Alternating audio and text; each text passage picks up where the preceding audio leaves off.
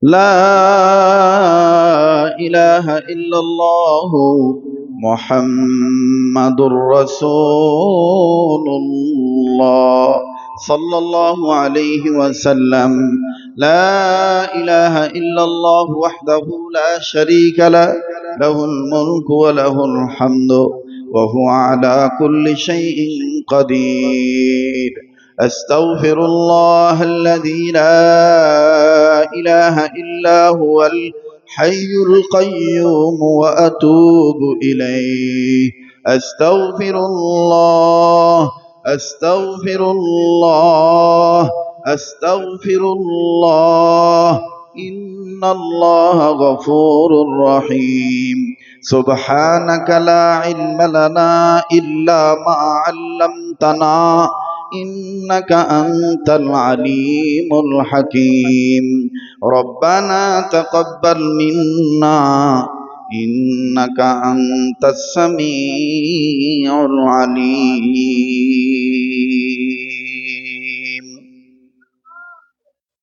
রাজশাহী জেলার বাগমারা থানার বুদ্রুক কৌড় দাখিল মাদ্রাসা মাঠ প্রাঙ্গণে অত্র এলাকার যুব সমাজ ও গ্রামবাসীর উদ্যোগে ঐতিহাসিক দ্বিতীয় বার্ষিকী তাফসিরুল কোরআন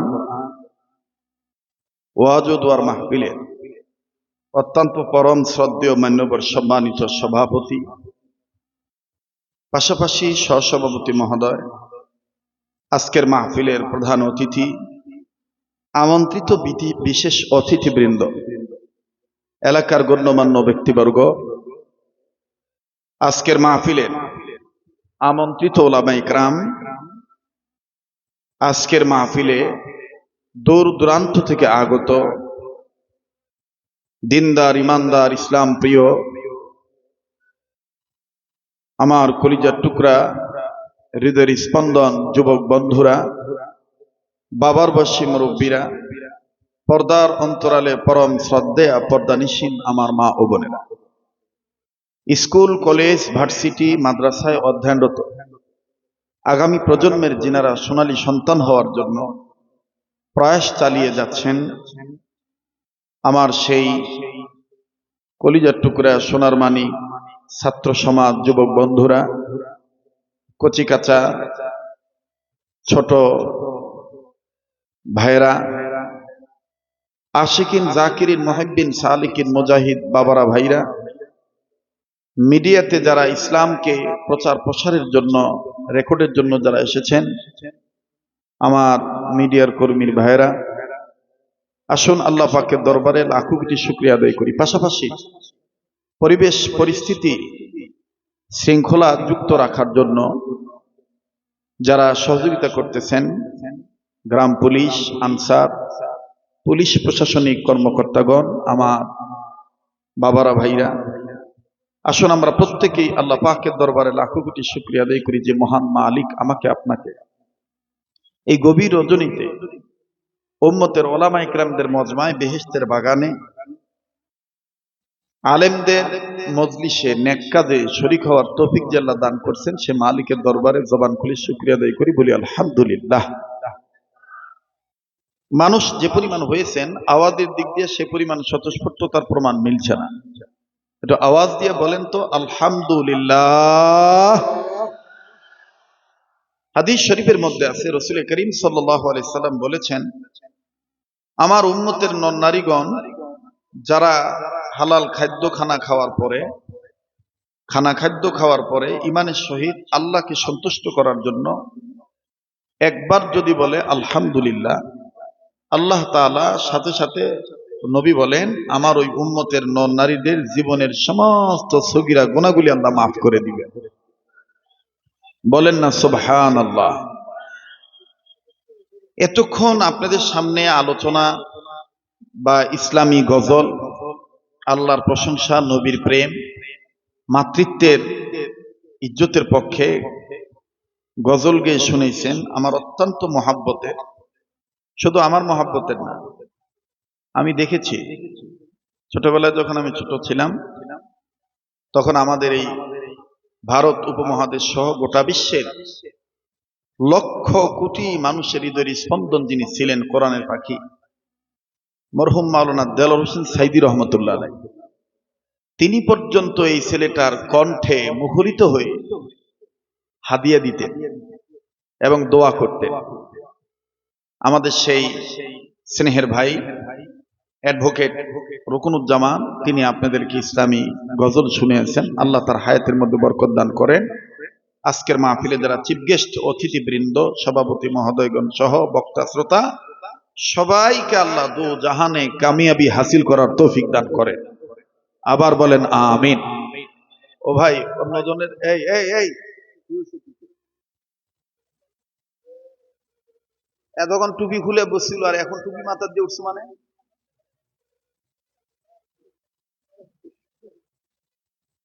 এতক্ষণ তোর টুপি খুলে তুই মাঠত থুসলো, এখন তুই পালাচ্ছ টুপি মাথা দিয়ে।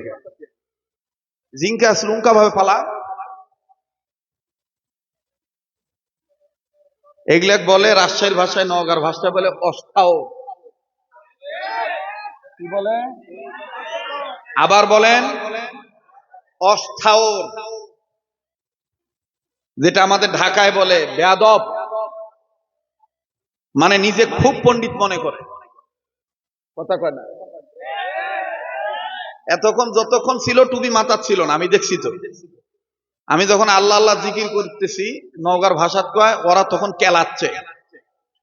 কেলান বুঝেন? মানে ঠাট্টা করতেছে। জীবনে মানুষ হওয়ার পারবো না, জীবনও মানুষ হওয়ার পারবো না। মন ভালো কর, ফাদার ফার্স্ট হোস না, বা বাপের আগুন যাস না, কথা কয় না। আমি খোলা দিলের মানুষ, যদি কারো ভালো না লাগে এমন ভাবে যাবেন কোনো ডিস্টার্ব যেন না হয়। আমরা গ্রহণ করব না কোনো ডিস্টার্ব, কেননা আমরা হতে চাই সকলেই জান্নাতি স্টাফ। কথা বলেন ঠিক কিনা? আল্লাহ আমাদের কবুল করেন, আল্লাহ আমাদের অতীতের গুনাহগুলি মাফ করে দেন। ও ভাই, এত আস্তে আমিন বলেন কেন? গুনাহ নাই? এটাই তো হায়াতের শেষ মাহফিল হইতে পারে, কথা কন ঠিক কিনা? আল্লাহ আমাদের অতীতের গুনাহগুলি মাফ করে দেন। আল্লাহ আপনি আমাদের বর্তমান জীবনের ভুল ত্রুটিগুলি সংশোধন করে দেন। আল্লাহ আপনি আমাদের ভবিষ্যৎ জীবনকে আলোকিত করে দেন। আল্লাহ আমার দেশের যত লোক মুসলিম মানব মানবী নারী পুরুষ ইন্তেকাল করছে, আল্লাহ সকলের কবরকে জান্নাত বানায় দেন। আল্লাহ বিশেষ করে এই এলাকার যত জায়গায় কবর আছে, আমাদের কাছে তো নাই খবর, ওই কবরওয়ালাদের খবর আপনি নিয়ে তাদেরকে মাফ করে দেন। আবার বলেন আমিন। আল্লাহ যারা হাসপাতাল ক্লিনিকের বেডে আছে, বাড়ি ঘরের বিছানায় অসুস্থ হয়ে রোগী হয়ে পড়ে আছে, তাদেরকে সুস্থ করে দেন। আল্লাহ আমাদের এই মাহফিলকে ওলি আল্লাহর উসিলায়, নবীজির উসিলায় আপনি মেহেরবানি করে ভরপুর ভাবে কামিয়াবি দান করেন। আবার বলেন আমিন, আবার বলেন আমিন। আমি শুরুতেই মান্যবর প্রধান অতিথির জন্য আপনাদের কাছে একটু দোয়া চাই। উনি আসলে মনের দিক দিয়ে এত ব্রড মাইন্ডের মানুষ, যে কারণে হোক যাই হোক কষ্ট পাইছে, কষ্ট পাওয়াটা স্বাভাবিক। সবার পক্ষ থেকে আমি ক্ষমা চেয়ে নিচ্ছি।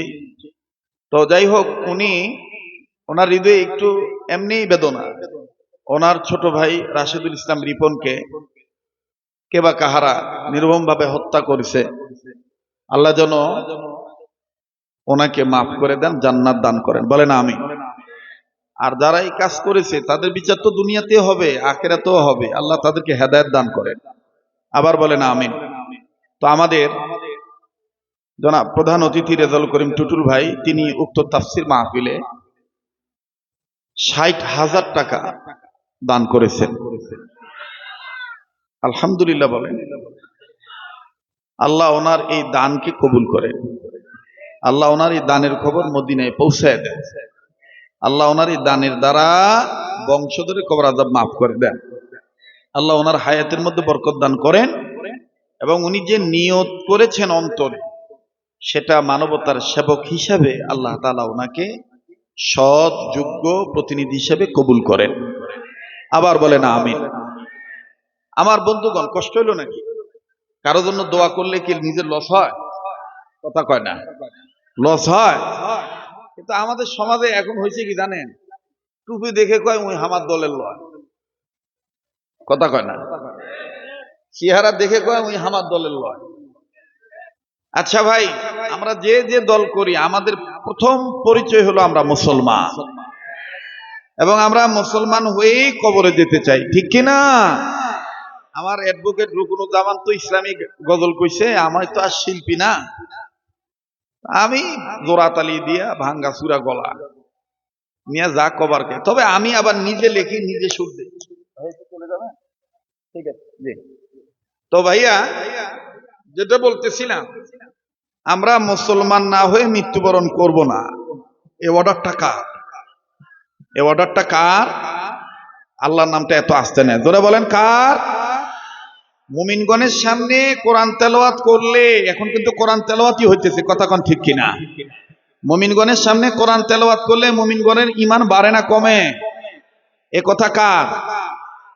এ কথা কার? এ বাবা তুই গেলে এখন যা যা যা যা, এই রাস্তা আছে যাবা, তোকে আমি রাস্তা করে দিচ্ছি, বা যা যা যা যা, রাস্তা ভাগ করে দিন বা, কারণ উইও শান্তি পাবে না, আমিও শান্তি পাবো না, কথা কয় না? আমাকে শান্তি দরকার, ঠিক কিনা কম? জি। আর যারা স্টেজে বসেছেন একটু আগের দিকে সামনের দিকে আগায় আসেন, নড়াচড়া বন্ধ হয়ে যাক, মাহফিল চলছে তো চলবেই ইনশাআল্লাহ। তাকবীর, লিল্লাহে তাকবীর।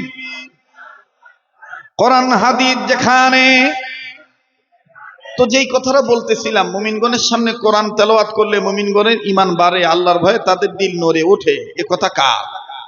বলেন না কার? ইন্নামাল মুমিনুনা আল্লাযীনা ইযা যুকিরাল্লাহু ওয়াজিলাত কুলুবুহুম ওয়া ইযা তুলিয়াত আলাইহিম আয়াতুহু زادتهم إيمانا।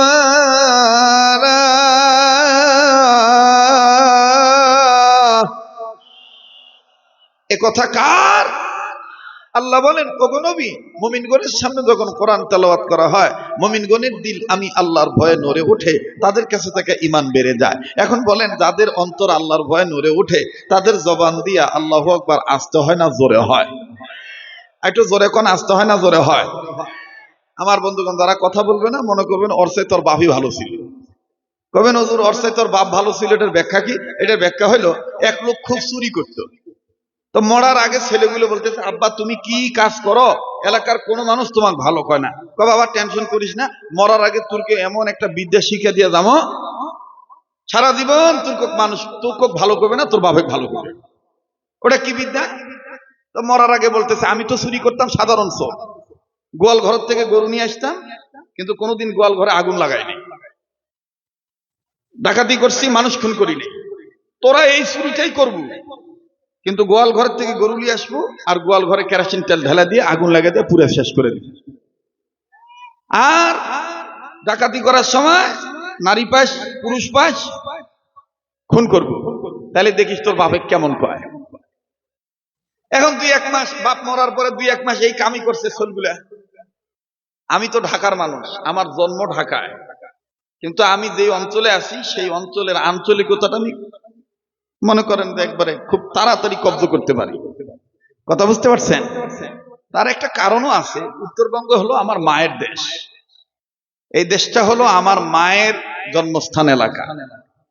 এই এলাকায় মানুষ, আমার এই মানুষগুলি আত্মার আত্মীয়, রক্তের ভক্ত, আল্লাহ যেন জান্নাত পর্যন্ত এটা কায়েম আর দায়েম রাখে, বলেন আমিন। তো আমার ভাষা কি বুঝতে কষ্ট হচ্ছে? জন্মের কষ্ট হচ্ছে মোহতারাম হাজিরিন। তো এইবার এই ছেলেগুলো 3-4 মাস এই কাজই করছে, বাপ মরার পরে 3-4 মাস পর থেকে এই কাজ শুরু করছে, চুরিও করে, গোয়াল ঘর চুরিও করে, ঘরে পড়ে চুরিও করে, গোয়াল ঘরও পুড়ে দেয়, ডাকাতিও করে, মানুষও মারে। এখন এলাকার লোকগুলো কিন্তু একেবারে, ওর বাপই তো ভালো ছিল, ওর বাপি তো ভালো ছিল, ওর বাপ তো খালি গরু চুরি করে নিয়ে চলে যেত, গোয়াল ঘর তো আগুন লাগা দিত না। এখনকার তফসির মাহফিলে দেখবেন কিছু যুবক চ্যাংরা আসে, আসা যদি দেখে যে ওয়াজ সাঁটিছে তাহলে থাকে, আর নাহলে ওয়াজগুবি ওই চলে যায়, দেখা করবে যে বক্তা ভালো না, চলবে না। কিন্তু ওর বাপের ইতিহাস পড়ে দেখেন, ওর বাপ কোনোদিন ওলামা একরামের মজলিসে বসে বেয়াদবি করে নাই। একটা আলেম আসতে পারে, মোনাজাত করে তারপর যাবো, কার দোয়া কখন কবুল হবে আল্লাহ ভালো জানে, দেখ আজকের একটা রাত না হয় আল্লাহর জন্য দিয়েই দিই। তাহলে ওর চাইতে ওর বাপ ভালো ছিল না? কথা কয় না, ওর চাইতে ওর বাপ ভালো ছিল না? আমার কথা মিল আসে না নাই? যখন আসে না নাই? বহুদিন হৃদয়ের মধ্যে বহুত বেদনা, বহুদিন বহু বছর বাগমারা থানায় আসতে পারি নাই। দাওয়াত নিয়েছি, বাড়ি থেকে রওনা দিয়েছি, প্রতিমধ্যে আবার গাড়ি ঘুরে চলে যেতে হয়েছে। কেন? বাধা, হুজুর আসলে ঝামেলা হবে, এজন্য বন্ধ হয়ে গেছে। কিন্তু এখন তো আল্লাহ এমন একটা পরিবেশ করে দিয়েছে, এখন বন্ধ করার আর মন্দ পরিবেশ নাই। যারা বন্ধ করার মন্দ পরিবেশ করে দ্বন্দ্ব লাগাতে যাবে, তারা কোনোদিন মুমিন মুসলমানের কাছে পছন্দ হতে পারে না, পছন্দ হতে পারে না। মোহতারাম হাজরিন, কষ্ট হচ্ছে আপনাদের, বেদার হচ্ছেন। আমি কি আস্তে আস্তে আগাবো? যাদের ইমান বাড়ে, আল্লাহর ভয়ে যাদের দিল নড়ে ওঠে, তাদের জবান দিয়ে আল্লাহু আকবার আস্তে হয় না জোরে হয়? ওই যে আস্তে কথা কয়, আস্তে হয় না জোরে হয়?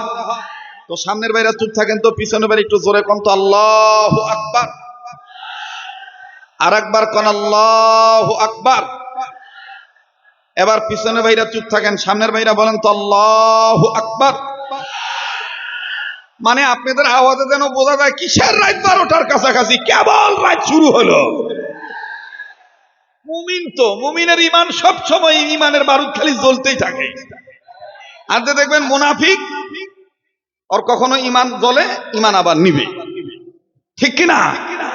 এবার সামনের বাইরা পিছনের বাইরা মিলে জিলে বলেন আল্লাহু আকবার। নিজে তকবির দিবেন, ডানবার লক্ষ্য করবেন কে তকবির দেয় না, যে আও করে না, জবান খোলে না, মনে করবেন ই হলো ওই ওর বাপি ভালো ছিল। কথা কয় না, ওর বাপি।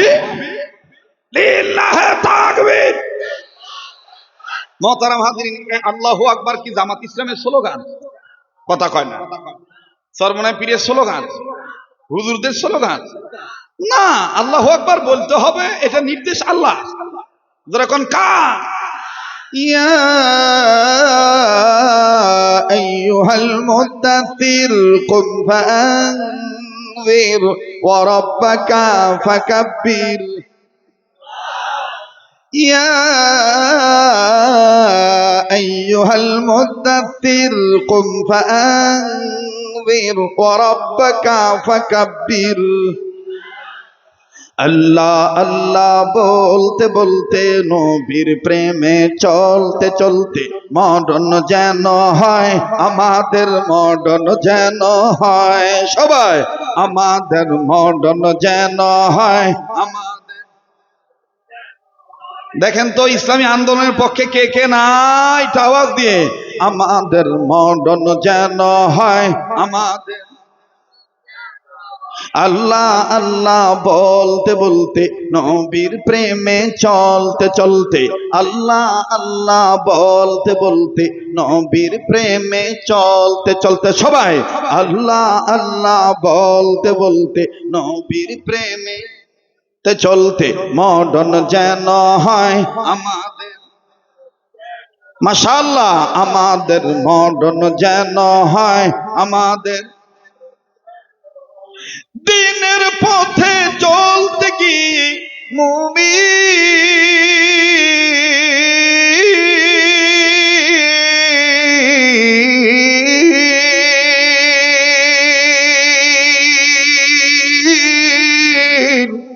দিনের পথে চলতে গিয়ে, হকের কথা বলতে গিয়ে, দিনের পথে চলতে গিয়ে, হকের কথা বলতে গিয়ে, মরণ কালে কালমা যেন নসিব হয় আমাদের, মরণ যেন হয়। জোরে, আমাদের মরণ যেন হয় আমাদের আল কোরআনের আলো, আল হাদিসের আলো। কোরআন হাদিস যেখানে, আলেম ওলামা যেখানে, লিল্লাহি তাকবীর, লিল্লাহি তাকবীর। আজকের মাহফিল চলছে, চলবে। আজকের মাহফিল কতক্ষণ চলবে? আল্লাহ যতক্ষণ কবুল করে। বাবা ও কথা কইস না, বা সারা রাত কয়ে হামাক চিপাত ফেলিস না। বা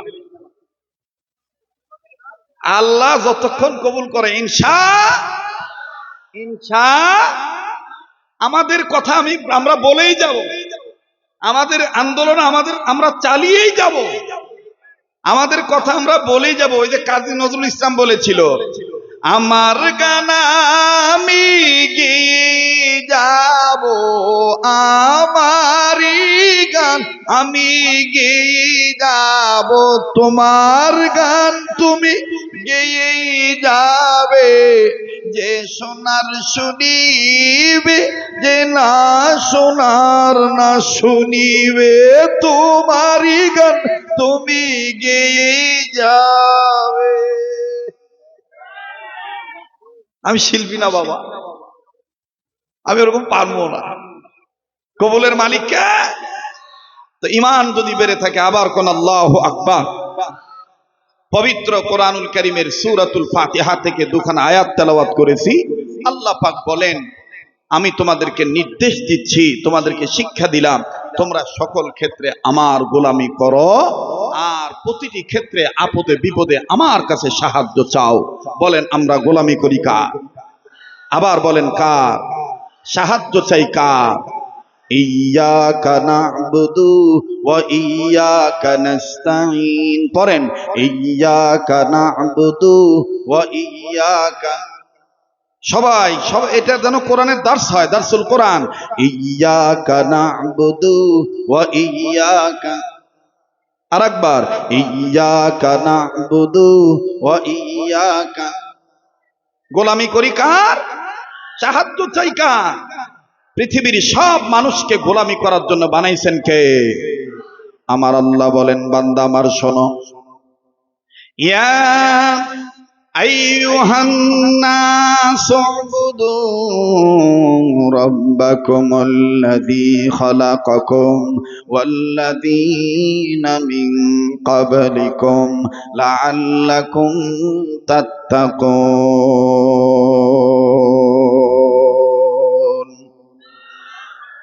আল্লাহ বললেন, নবীজি তামাম পৃথিবীর জমিনে আমার পক্ষ থেকে মানুষগুলোকে জানিয়ে দেন, নবী গো,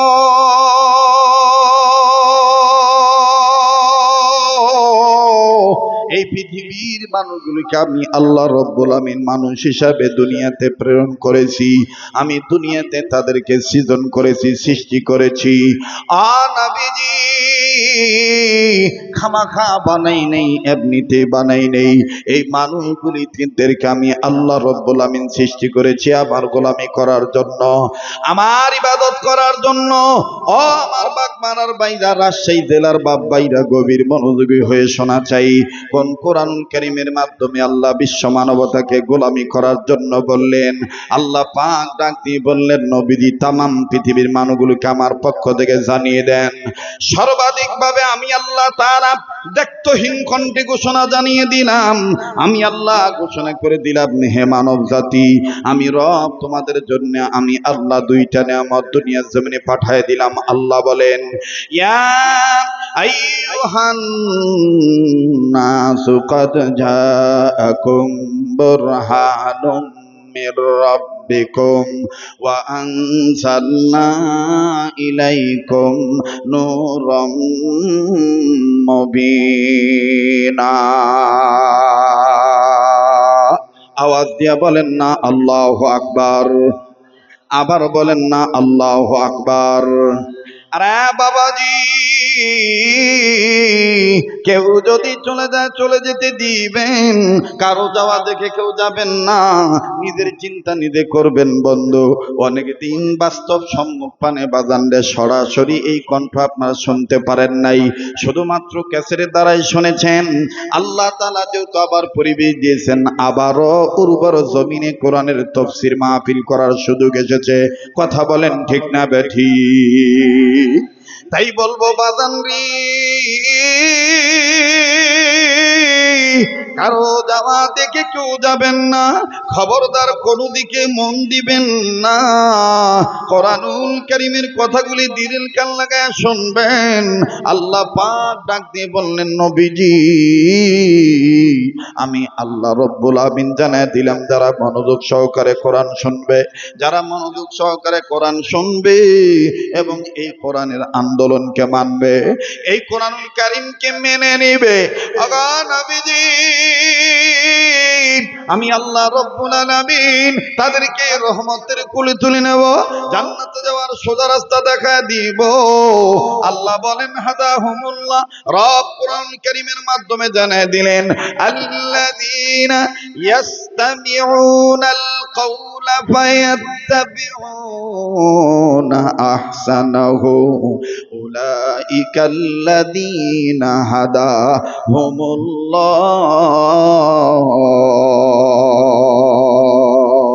আওয়াজ দিয়া বলেন না আল্লাহু আকবার। আরে বন্ধু,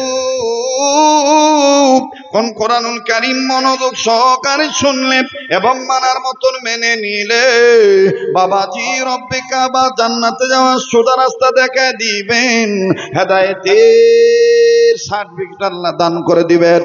আল্লাহ পাক ডাক দিয়ে বললেন, নবীজি এই কোরআনের দিকে যে মানুষগুলি আগায় আসবে, এই কোরআনের ডাকে তারা সাড়া দিবে, আমি আল্লাহ পাক জানায় দিলাম নবী গো, যেই মানুষগুলি আমার ডাকে সাড়া দিবে, যারা আমার আইন মানবে, যারা আমার কালামুল্লাহর ডাকে সাড়া দিবে, আমার কোরআনের আহ্বানে যারা সাড়া দিবে, ওগো নবীজি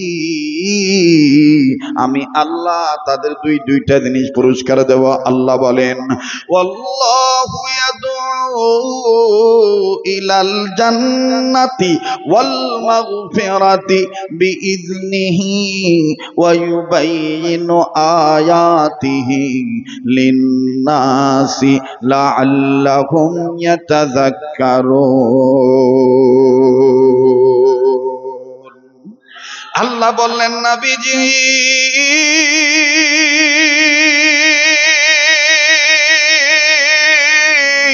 মানুষ রূপে যারা জন্ম নিয়েছে গো নবীজি, এই মানুষগুলো যদি আমার কোরআনের দিকে আগায় আসে, আমার কোরআনের আন্দোলনকে সমর্থন যদি করে, আমার কোরআনের পক্ষে যদি তারা আগায় আসে, আমি আল্লাহ পাক জানিয়ে দিলাম আমি তাদের জীবনের গুনাহ মাফ করে দেব, আমল নামায় আমি আল্লাহ জান্নাত থেকে ধন্য করে দেব।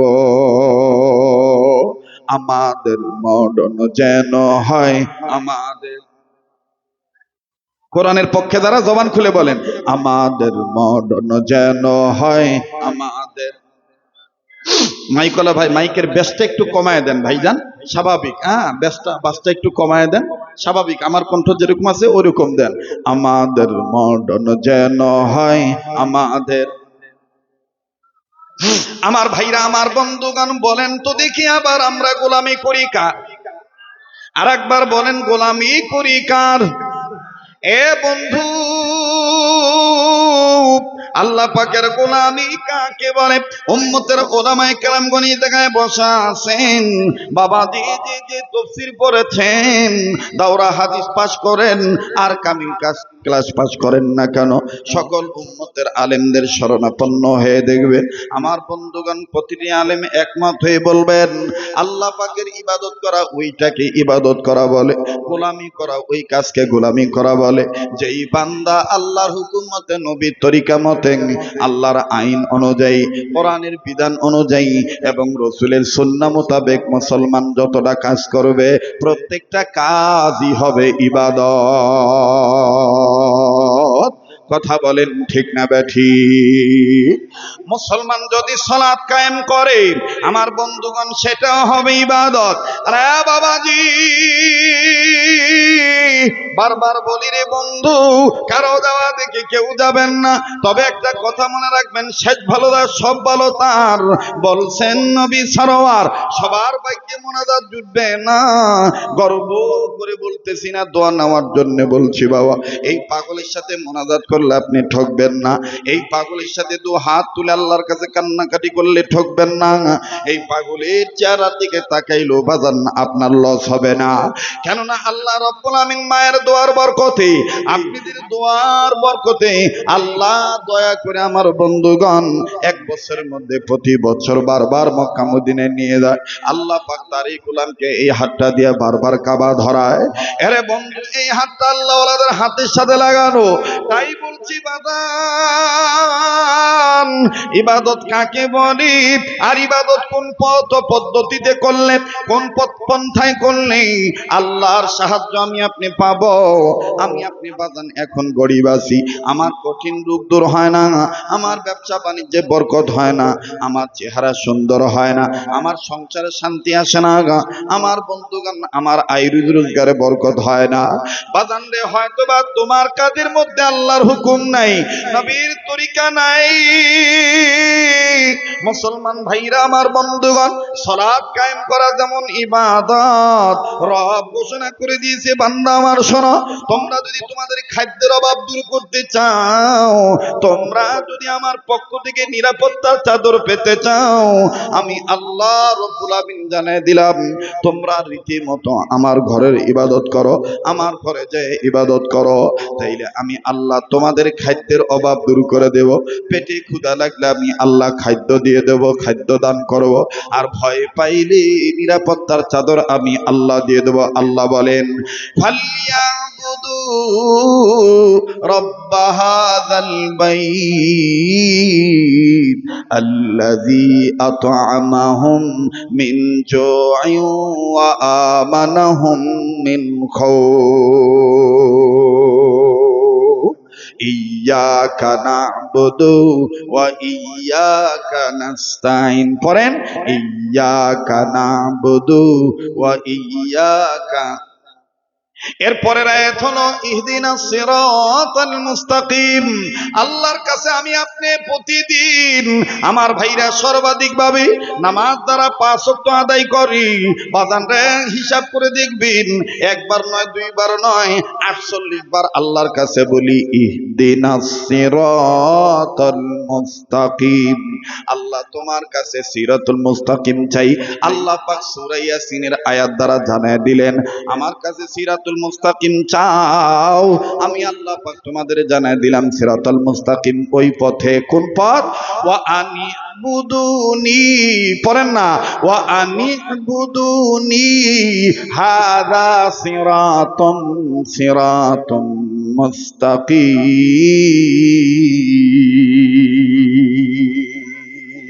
আওয়াজ দিয়ে এখন আল্লাহু আকবার।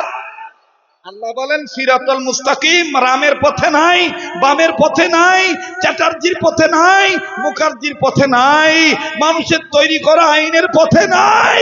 সিরাতুল মুস্তাকিম একমাত্র আমার গোলামির মধ্যে আছে। কার গোলামি? যারা বলেন কার গোলামি? এখন আল্লাহর গোলামির মধ্যে পিতামাতার খেদমত আছে না নাই? বলেন আছে না নাই? নাকি শ্বশুর শাশুড়ি খেদমত বেশি করা লাগবে?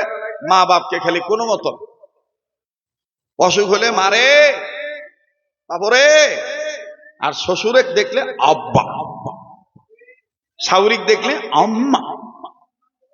কথা কয় না? খবর নিয়ে দেখেন, ওর চাই তোর বাপি ভালো ছিল, ওর চাই তো বাপি ভালো ছিল। কষ্ট হইতেছে আপনাদের? আমি যদি আর 20-30 মিনিট বলি, থাকবেন না চলে যাবেন? হ্যাঁ, কারা কারা থাকবেন একটু হাত তুলে দেখান তো ইনশাআল্লাহ। নারায়ে তাকবীর, নারায়ে তাকবীর। আল্লাহ কবুল করেন, বলেন আমিন। আচ্ছা ভাইয়ারা, আপনারা আল্লাহর গোলাম হয়ে একটা কথার উত্তর দেন তো, বলেন তো দেখি আমার বন্ধুগণ, সন্তানের ক্ষেত্রে মা বাবার দোয়ার বরকত বেশি না পীরের দোয়ার বরকত বেশি? এই যে আস্তে কথা কয়, সন্তানের ক্ষেত্রে মা বাবার দোয়ার বরকত বেশি না পীরের দোয়ার বরকত বেশি? এবার বলেন, সন্তানের ক্ষেত্রে মা বাবার দোয়ার বরকত বেশি না নবীর দোয়ার বরকত বেশি? এই যে কেউ কইল নবী, পেছ লাগাই দিছে, এখন নবী দেখে ভয় পাইতেছেন। সন্তানের ক্ষেত্রে মা বাবার দোয়ার বরকত বেশি না নবীর দোয়ার বরকত বেশি? সাহস করে বলেন, যারা মা বাবাকে ভালোবাসেন আওয়াজ দিয়া বলেন। মা বাবা। বলবেন হুজুর এটা কেমন কথা বললেন? এটা আমার কথা না, এটা সহি হাদিসের কথা। মুসলমান ভাইরা আমার, বন্ধুগণ, সাহাবী আনাস রাদিয়াল্লাহু তাআলা আনহু নাম আমি আপনি অনেকেই শুনেছি। হযরত আনাস রাদিয়াল্লাহু তাআলা আনহু একেবারে গরীব মানুষ ছিলেন বন্ধু। আরে বাবাজি, হযরত আনাস রাদিয়াল্লাহু তাআলা আনহু জীবনীতে পাওয়া যায় রাসূল করিম সাল্লাল্লাহু আলাইহি সাল্লামের ঘনিষ্ঠ সাহাবী আনাস রাদিয়াল্লাহু তাআলা আনহু গরীব মানুষ ছিলেন। ভাই গো, দেখেন আল্লাহ পাক কেমনে তাকে ধনী বানায় দিলেন। মায়ের দোয়ার বরকতে ধনী বানাইলেন নাকি নবীর দোয়ার বরকতে ধনী বানাইলেন? ভাইয়া, দোয়া চাওয়া দরকার কোথায়, দোয়া চাই কোথায়? বারবার বলতেছি বন্ধু, সবার বয়ান বোধগম্য হবে না, সবার অন্তরে কিন্তু বাজানি কথাগুলি আমার ভাইরা রেখাপাত করবে না। একটু দিলটা নরম করার চিন্তা করবেন বন্ধু। এক ফোঁটা চোখের পানি দেখেন আপনি ফলাইতে পারেন কিনা। আরে ভাইয়া, পর্দার আর মা বোনেরা একটু গভীর মনোযোগী হয়ে শোনা চাই। আনাস রাদিয়াল্লাহু তাআলা আনহু গরিব মানুষ ছিলেন বাবা, তার ক্ষেত্রে দোয়া দেখেন কে করলেন। আর আমার বন্ধুগণ, আল্লাহ পাক দোয়া কেমনে কবুল করলেন? আল্লাহ দে বললেন, ওয়া আনিবুদুনি হাদা সিরাতুম মুস্তাকিম। আমার বন্ধুগণ, সিরাতুম মুস্তাকিম হলো, সিরাতুল মুস্তাকিম হলো গোলামির পথে, আল্লাহর আইন মানার মধ্যে, নবীর আদর্শ বাস্তবায়ন করার মধ্যে। কেমনে রে বন্ধু? একটু খেয়াল করে শোনা চাই। হযরত আনাস রাদিয়াল্লাহু তাআলা ছোট মানুষ, বালক মানুষ, এখনো বিবাহ শাদী করেন নাই, নবীজির দরবার থেকে মায়ের দরবারে মাঝে মধ্যে যায়। একদিন আনাস রাদিয়াল্লাহু তাআলা বিশ্ব নবী মুহাম্মদ সাল্লাল্লাহু আলাইহি সাল্লামকে ডেকে ডেকে বলতেছেন, আল্লাহর পয়গম্বর, ওগো নবীজি, অনুমতি যদি দিতেন গো নবী, আমি আমার মায়ের দরবারে যাইতাম, মা জননীর খেদমত করতাম। আল্লাহর হাবিব নবী মুহাম্মদ সাল্লাল্লাহু আলাইহি সাল্লাম বললেন, আনাস রে, মায়ের খেদমতে যাওয়ার জন্য আমি নবীর অনুমতি লাগবে না, আমি নবীর অনুমতির প্রয়োজন নাই, মায়ের খেদমত করতে পারলে আল্লাহ খুশি হয়ে যায়। আর যুবক ভাইরা, ইসলামী আন্দোলন করো, লেখাপড়া করো, মাস্টারি করো, ডাক্তারি করো, পোদ্দারগিরি করো, মাতব্বরগিরি করো, চেয়ারম্যান হও, আর যাই কিছু হও, মেম্বার হও, ব্যবসা করো, পেশন চাকরি করো, প্রবাস জীবনে থাকো, মনে রাখো, মায়ের অন্তর যদি কষ্ট দাও, বাবার কথা যদি তুমি না মানো, মা বাপকে যদি তুমি ভক্তি শ্রদ্ধা না করো, আল্লাহর কোরআন মোতাবেক যদি তাদের ভরণ পোষণ না করো, আল্লাহর কোরআন মোতাবেক, রাসূলুল্লাহর হাদিস মোতাবেক যদি তুমি তাদের দেখশোনা না করো, আল্লাহ পাক কিন্তু তোমাকে মাফ করবে না। কথা বলেন ঠিক কিনা? আরে বাবাজি, সাহাবী আনাস রাদিয়াল্লাহু তাআলা নবীজিকে ডাক দিয়ে বললেন, ইয়া রাসূলুল্লাহ, আপনি অনুমতি দেন, আমি আমার মায়ের কাছে যাব, আমি আমার মায়ের খেদমত করব। নবীজি ডাক দিয়ে বললেন, আনাস রে, মায়ের খেদমতের কথা বলে অনুমতি লাগবে না, যাও যাও, আমি তোমাকে অনুমতি অগ্রিম দিয়ে রাখলাম। মা খুশি থাকলে আল্লাহ খুশি হয়ে যায়। হযরত আনাস রাদিয়াল্লাহু তাআলা আনহু আমার বন্ধুগণ নবীর দরবার থেকে যখন মায়ের দরবারে যায়, বাবাজি, মা জননী আনাসকে দেখে চমকে উঠলেন, খুশি হয়ে গেলেন। বাবা, মা কেমন জানি আনাসের বারবার মুখ দেখে, একবার নাকে হাত দেয়, আর একবার কপালে হাত দেয়। আমার বন্ধুগণ, আমার ভাইরা কেমন জানি বডিতে হাত দেয়। আনাস ডাক দিয়ে বলে, মা গো, ও মা, আমি তো তোমার গর্ভের সন্তান গো মা, এইভাবে দেখার কি কারণ আছে? আনাসের মা ডাক দিয়ে বলতেছেন, বেটারে আগেও দেখেছি, কিন্তু মোহাম্মদ নবীর দরবারে যাওয়ার পর থেকে ইদানিং তোমার চেহারার মধ্যে কেমন জানি নূর চমকায়, তোমার চেহারার মধ্যে কেমন জানি আলো দেখা যায়। সাহাবী আনাস কান্দার ডাক দিয়ে কয়, মা গো, এই চেহারার আলো, এই চেহারা সৌন্দর্য, নূর আমি আনাসের না গো, এটা হলো নবীজির সোহবতে থাকার বরকত। আওয়াজ দিয়া বলেন না সুবহানাল্লাহ। অগবাক মারা থানার বাপ্পাইরা, পর্দার আড়ালের মা বোনেরা গো, সাধারণ জ্ঞানের কথা, যদি আপনি আতরওয়ালার সাথে থাকেন, যদি আপনি আতরওয়ালার সাথে চলেন, আতর যদি আপনি ক্রয় নাও করেন, আতর যদি আপনি নাও কিনেন, কিন্তু বাদান আপনার গায়ে এমনি এমনি আতরের ঘ্রাণ ট্রান্সফার হবে। কথা বলেন ঠিক না ঠিক? অপরদিকে বিপরীত মুখে যদি আপনি কেরাসিন তেলার সাথে ঘোরেন গো, কেরাসিন তেল যদি নাও কিনেন, কেরাসিন তেলের গন্ধ কিন্তু আপনার গায়ে লাগবে। সৎসঙ্গে স্বর্গবাস, অসৎসঙ্গে আপনি ভালো লোকের সাথে চলবেন, আপনি ভালো না হইলেও অন্তত ভালো কিছু গুণ অভ্যাস আপনার মধ্যে চলে আসবে। আর খারাপের সাথে চলবেন, আপনি আল্লাহর ইবাদত করতে পারবেন না, শয়তানির ইবাদত হবে। ঠিক কিনা বলেন? সাহাবী আনাস রাদিয়াল্লাহু তাআলা ডাক দিয়ে কয়, মা, এটা আমার কোনো কৃতিত্ব নয়, এটা মুহাম্মদ সাল্লাল্লাহু আলাইহি সাল্লামের সহবতে থাকার বরকত। সুবহানাল্লাহ। এবার সাহাবী আনাসের মা ডাক দিয়ে কয়, আনাস রে, তোমাকে দেখতে বড্ড ভালো লাগে, বাবা তোমার কি খানা দরকার খেয়ে নাও। আমার বন্ধুগণ, মা যখন খুশি হয়ে গেলেন, আনাস ডাক দিয়ে কয়, আম্মু, ও আম্মু, আমি এখন নবীর দরবারে আবার যাই। আনাসের মা ডাক দিয়ে বলতেছেন, বেটারে আবার তুমি কবে আসবা বলো না। আনাস ডাক দিয়ে বলতেছেন, মা গো, আল্লাহ তাআলা যেদিন তৌফিক দিবেন আমি ওই দিনে আসব, তবে মা তুমি বলো আমি আবার কোন দিন আসলে তোমার ভাল লাগবে। আনাসের মা ডাক দিয়ে বলতেছেন, বাবা তুমি যখনই আসবা তখনই আমার ভালো লাগবে, বাবা তুমি আবারও চলে এসো। সাহাবী আনাস ডাক দিয়ে কয়, মা গো, আল্লাহ তাআলা যদি বাঁচা রাখেন মা, আমি আগামী পরশুদিন আপনার দরবারে আসব, খুব খেয়াল করবেন বন্ধু।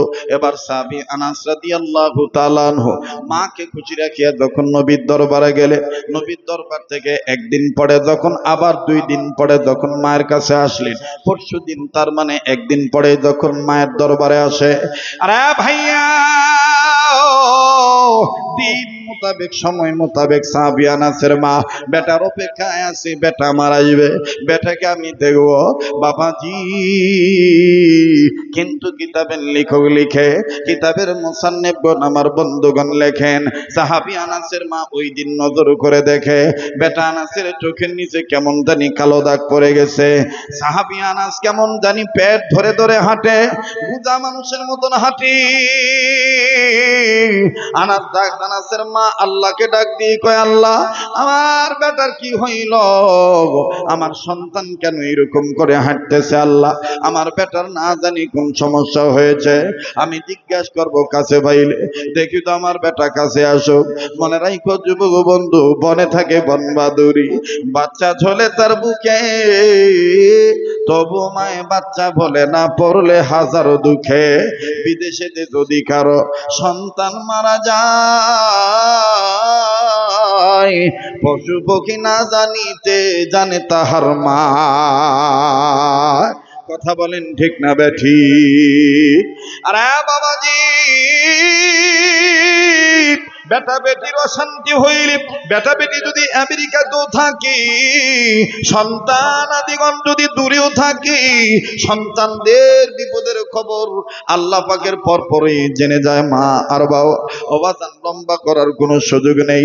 সাহাবী আনাস রাদিয়াল্লাহু তাআলা আনহু বিনে বিনে যখন হাঁটি হাঁটি পা পা করে, ধীর ধীর কদম দিয়া, আস্তে আস্তে কদম দিয়া যখন মায়ের কাছে গেলেন, মা জননীকে সালাম জানাইলেন। মা সালামের উত্তর দিলেন।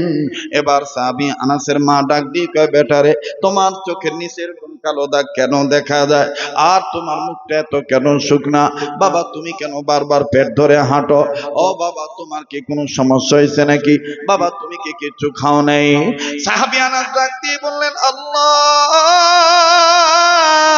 এখন যদি আমি বলি আমি কিচ্ছু খাই নাই, আমার মা আমার নবী সম্বন্ধে কোনো মন্তব্য করতে পারে, মনের মধ্যে আমার মা কোনো কথা বলতে পারে নবীর ব্যাপারে। তাই বলি গো আল্লাহ, আমার মা যদি আবার জিজ্ঞাসা করে আমি এমন ভাবে উত্তর দেব নবীর সম্মানও ঠিক থাকবে, আমার মায়ের জবাবও ঠিক হবে। আওয়াজ দিয়া বলেন না সুবহানাল্লাহ। সাহাবী আনাস রাদিয়াল্লাহু তাআলা আনহুর মা আবার ডাক দিয়ে বললেন, বেটারে তুমি কি খাও নাই? বলো রে বেটা। সাহাবী আনাস কান্দার ডাক দিয়ে কয়, মা গো, নবী খাইলে আমি খাই, নবী না খাইলে আমি না খাইয়া থাকি। এবার মা ডাক দিয়ে বলতেছেন, বুঝতে পেরেছি নবী ক্ষুধার্ত, এই জন্য তুমিও ক্ষুধার্ত। এইবার বলো বেটা, তুমি কেন বারবার পেটে হাত দাও? সাহাবী আনাস রাদিয়াল্লাহু তাআলা আনহু কান্দার ডাক দিয়ে কয়, মা গো, আমি পেটে হাত দেই কেন বারবার জানো নাকি? ওই মা, আমি যখন নবীজির দরবার থেকে আজকে আসতেছিলাম, আমি নবীজিকে নজর করে দেখতে পাইলাম নবীজি পেটে যেন পাথর বানতেছে, ছোট্ট ছোট্ট পাথর। আমি নবীর কাছে যা ডাক দিয়ে বললাম, রাহমাতুল লিল আলামিন, ওগো বিশ্ব নবী, বিশ্ব নেতা মুহাম্মদ সাল্লাল্লাহু আলাইহি সাল্লাম, আপনি পেটে পাথর বাঁধতেছেন কেন? সাহাবী আনাসের কথার প্রতি উত্তরে নবী বললেন, আনাস রে, আমার বাড়ির চুলায় অনেকদিন যাবত আগুন ধরে না, ক্ষুধার যন্ত্রণায় পেট খুব জ্বলজ্বল করতেছে, জ্বলতেছে, পেটে খুব যন্ত্রণা হইতেছে, কেমন জানি পেটটা জ্বলাজ্বলি করে, পেটের মধ্যে যন্ত্রণা হয়। তাই আনাস রে, আমি ছোট্ট ছোট্ট পাথর আমি পেটে বাঁধতেছি, পেটের যন্ত্রণা যেন কমে যায়। ও মা, আমি আমার নবীর কাছ থেকে অনুমতি নিয়ে আমি আমার নবীকে ডাক দিয়ে বললাম, নবী গো, আপনি যদি অনুমতি দিতেন তাইলে আমি আপনার অনুমতি প্রাপ্ত হইয়া আমি আমার পেটে পাথর বানতাম। মা গো, আমার নবী আমার অনুমতি দিয়েছে, নবী পেটে পাথর বানছে, তাই আমি আনাস পেটে পাথর বানছি।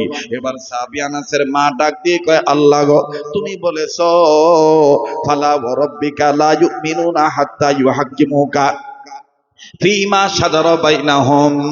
ওগো আল্লাহ, তুমি বলেছো, তোমার কসম করে বলেছো, যারা নবীজিকে সকল ক্ষেত্রে বিচারক না মানবে, সব চাইতে বেশি মহব্বত না করবে, তারা পূর্ণ ঈমানদার হতে পারবে না, তারা প্রকৃতপক্ষে গোলাম হতে পারবে না।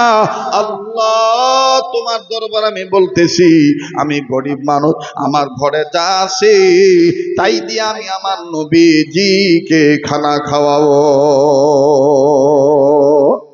সাহাবী আনাসকে ডাক দিয়ে বললেন, আনাস রে, তুমি আর ঘরে ঢুকিও না, নাও যতটুক যা আছে তাই তুমি গ্রহণ করো, জলদি যাও রাহমাতুল লিল আলামিন এতিম নবীকে তুমি দাওয়াত দিয়ে আসো। আনাস ডাক দিয়ে কয়, মা গো, কি আছে কি আপনি খাওয়াবেন? আনাসের মা ডাক দিয়ে কয়, যা আছে তাই খাওয়াবো ইনশাআল্লাহ। যাও বেটা যাও, এতিম নবীর পেটে পাথর বান্ধা আছে, নবীজির কষ্ট আমাদের সহ্য হইতেছে না, চলো যাই, জলদি যা, জলদি যাও, নবী মুহাম্মদকে দাওয়াত দিয়ে আসো। আমার ভাইরা, আমার বন্ধুরি, আনাস রাদিয়াল্লাহু তাআলা দৌড় মারলেন নবীজিকে দাওয়াত দেওয়ার জন্য। দৌড়াইতে যাইয়া সাহাবী আনাস আবার পিছনে ফিরে তাকায়, আরে আমার মা যে দাওয়াত দিল, আমার বাড়িতে আছে কি, মা খাওয়াবে কি? যখনই বাজান 2-3 বার পিছনে ফিরে তাকাইছে, হঠাৎ করে আনাস নজর করে দেখতেছে আনাসের মা স্বাভাবিকভাবে নাই, কেমন জানি জমিনে বসে পড়েছে। জমিনে বসিয়া 2 হাত উঁচু করিয়া আল্লাহকে ডাক দিয়ে বলতেছে, মালিক,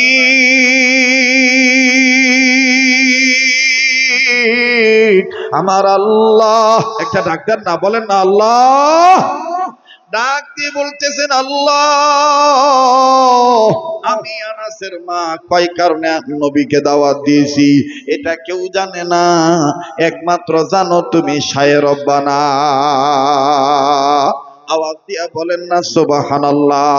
আনাস রাদিয়াল্লাহু তাআলা নজর করে দেখতেছেন, মহিলা মানুষ আনাসের মা দুইটা আঙ্গুল আসমানের দিকে তাকায় উঁচু করে বলতেছেন, আল্লাহ, আল্লাহ কেউ জানে না আমি কিন্তু দুই কারণে নবীজিকে দাওয়াত দিয়েছি, আল্লাহ তুমি কবুল করে নিও।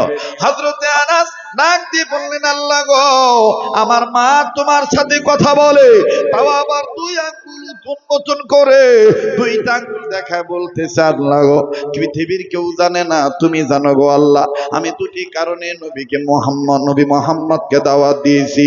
আল্লাহ রাসূল সাল্লাল্লাহু আলাইহি সাল্লামের সাহাবী আনাস আর মায়ের দিকে আসলেন না, একটা দৌড় মেরে নবী মুহাম্মদের কাছে গেলেন। আল্লাহর নবী আনাসের যাওয়া দেখে ডাক দিয়ে বলেন, আনাস রে, অন্যান্য দিন তুমি যাও কিন্তু এত তাড়াতাড়ি আসো না, আজ তুমি এত তাড়াতাড়ি আসলা কারণ কি বলো তো দেখি। আল্লাহ নবীর কথার প্রতি উত্তরে সাহাবী আনাস বললেন, নবী গো, আমার মা আপনাকে দাওয়াত দিয়েছে, আমার মায়ের দাওয়াত আপনি কবুল করছেন কিনা জানতে পাঠাইছে। আমি জানতে আসছি গো নবী, আমার মা জানতে পারছে আপনি ক্ষুধার্ত, আমার মা আপনাকে দাওয়াত দিয়েছে।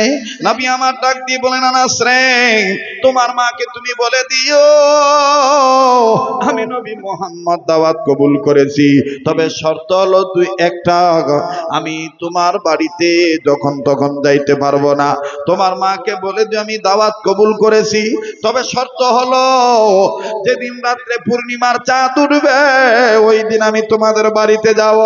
আর আজ ডাক দিয়ে কয়, নবী গো, আপনার খেদমতে থেকে দেখেছি গো নবীজি, ইহুদি নাসারা খ্রিস্টান অনেক মানুষ যখন আপনাকে দাওয়াত দিয়েছে, কোন মানুষ ধনী গরিব আপনি যাচাই বাছাই করেন নাই, সবার দাওয়াত আপনি গ্রহণ করেছেন। কিন্তু নবীজি,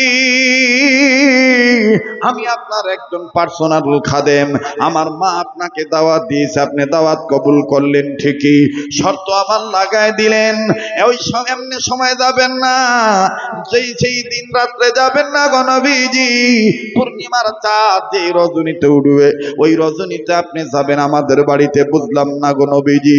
আল্লাহর নবী ডাক দিয়ে বললেন, আনাস রে, এই কথার জবাব তোমার মা তোমাকে দিয়ে দিবে। সুবহানাল্লাহ কোন? আনাস কয়, হুজুর এখন বুঝছি, এখন বুঝেছি। আমি আসার সময় দেখছি আমার পাগলি মাটা দুইটা আঙ্গুল উঁচু করে আল্লাহ বলতেছে, কেউ জানে না, তুই জানিস আল্লাহ। সুবহানাল্লাহ কোন? আমি কি দোয়া করে দেব, মোনাজাত করে দেব? ভাই সোনার বাপ জানেরা, দোয়া করে দিলে খুশি হবেন নাকি কথাটা একটু ফিনিশিং দেওয়া দরকার আছে? আবার প্রশ্ন করি, উত্তর দিবেন। সন্তানের ক্ষেত্রে মায়ের দোয়ার বরকত বেশি না নবীর দোয়ার বরকত বেশি? মনে আছে তো কথাটা? এবার সাহাবী আনাস ডাক দিয়ে কয়, নবী গো, আমি এখন বুঝতেছি আমার পাগলি মা কেন আল্লাহকে দুইটা আঙ্গুল দেখাইছে। নবী বলতেছে, তোমার মাকে দিয়ে বইলো আমি মুহাম্মদ সাল্লাল্লাহু আলাইহি সাল্লাম বলে দিলাম আমি তোমাদের বাড়িতে যখন তখন যাব না, দাওয়াত কবুল করেছি ঠিকই, কিন্তু পূর্ণিমার চাঁদ উঠলে তোমাদের বাড়িতে যাব। আনাস চলে গেছে, একটা দৌড় মেরে বাড়িতে গেছে। আমার ভাইরা, আমার বন্ধুগণ, বাড়িতে যাওয়ার পরে মা ডাক দিয়ে বলতেছেন, আনাস রে, তোমার দাওয়াত কি কবুল করছে নাকি নবীজি আমাদের বাড়িতে আসার কথা বলছে নাকি? আল্লাহর নবী সাহাবী আনাস ডাক দিয়ে কয়, মা গো, নবী দাওয়াত কবুল করছেন ঠিকই, কিন্তু রাহমাতুল লিল আলামিন শর্ত দিয়েছে পূর্ণিমার চাঁদ যে রজনীতে উঠবে আল্লাহর নবী ওই রজনীতে আমাদের বাড়িতে আসবে। আনাসের মায়ের খবরটা শোনার পরে নিজেই নিজের কপালে থাপড়ায় আর ডাক দিয়ে কয়, আল্লাহু আকবার। ওগো আল্লাহ, নবী আমার মনের গোপন খবর জানলো কেমনে? যেটা জানো একমাত্র তুমি আল্লাহ। আল্লাহ গো, আমার নবী আমার মনের খবর জানলো কেমনে, গোপন খবর? আনাস ডাক দিয়ে কয়, মা গো, তোমার কোন গোপন খবর তুমি একটু বলো তো দেখি। আনাসের মা ডাক দিয়ে কয়, পাগলা বেটা, শোন, আমার নবীজিকে আমি এমনি দাওয়াত দেই নাই, আমি দুই কারণে দাওয়াত দিয়েছি। আনাস ডাক দিয়ে বললেন, মা গো, হ্যাঁ আমিও বুঝতে পেরেছি, আপনি আল্লাহকে বলেছেন দুইটা আঙ্গুল দেখাইয়া, দুই কারণে আপনি নবী মুহাম্মদকে দাওয়াত দিয়েছেন। ওগো মা, দুই দুই কারণ কোন কোন দুই কারণ আপনি বলেন তো দেখি। আনাসের মা কান্দার ডাক দিয়ে কয়, বেটা আনাস, পৃথিবীর সবাই বলে মোহাম্মদ নবীর চেহারা অনেক সুন্দর, সব চাইতে কোনো সুন্দরের সাথে নাকি নবীর চেহারার সাথে তুলনা করা যায় না। তাই আমি আমার আল্লাহকে বলেছি, আল্লাহ গো, আমার নবী যদি দাওয়াত কবুল করে, নবীজিকে তুমি এমন একটা রাত্রিবেলা আমার বাড়িতে পাঠিয়ে দিও, যে রাত্রিবেলায় আকাশে পূর্ণিমার চাঁদ উঠবে। আল্লাহ গো, একবার আমি পূর্ণিমার চাঁদ দেখব, আর একবার মোহাম্মদ নবীর চেহারা দেখব, আমি প্রমাণ করব কোনটা বেশি সুন্দর। আওয়াজ দিয়ে বলেন না সুবহানাল্লাহ। আনাসের মা ডাক দিয়ে বলার পরে আনাস বললেন, মা গো, দ্বিতীয় নম্বর কোন কারণ?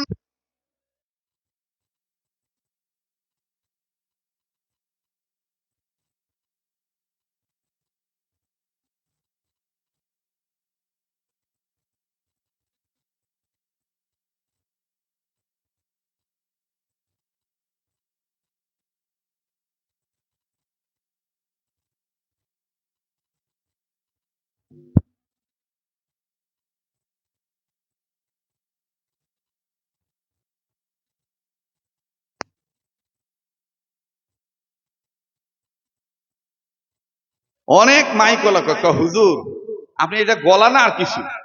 আমাকে কেবা কয় মেশিন এমন গরম হয়, পাওয়ার লোডই নিবার পারে না। কথা কয় না। এটা কার দান? জোরে কয় না, কার দান?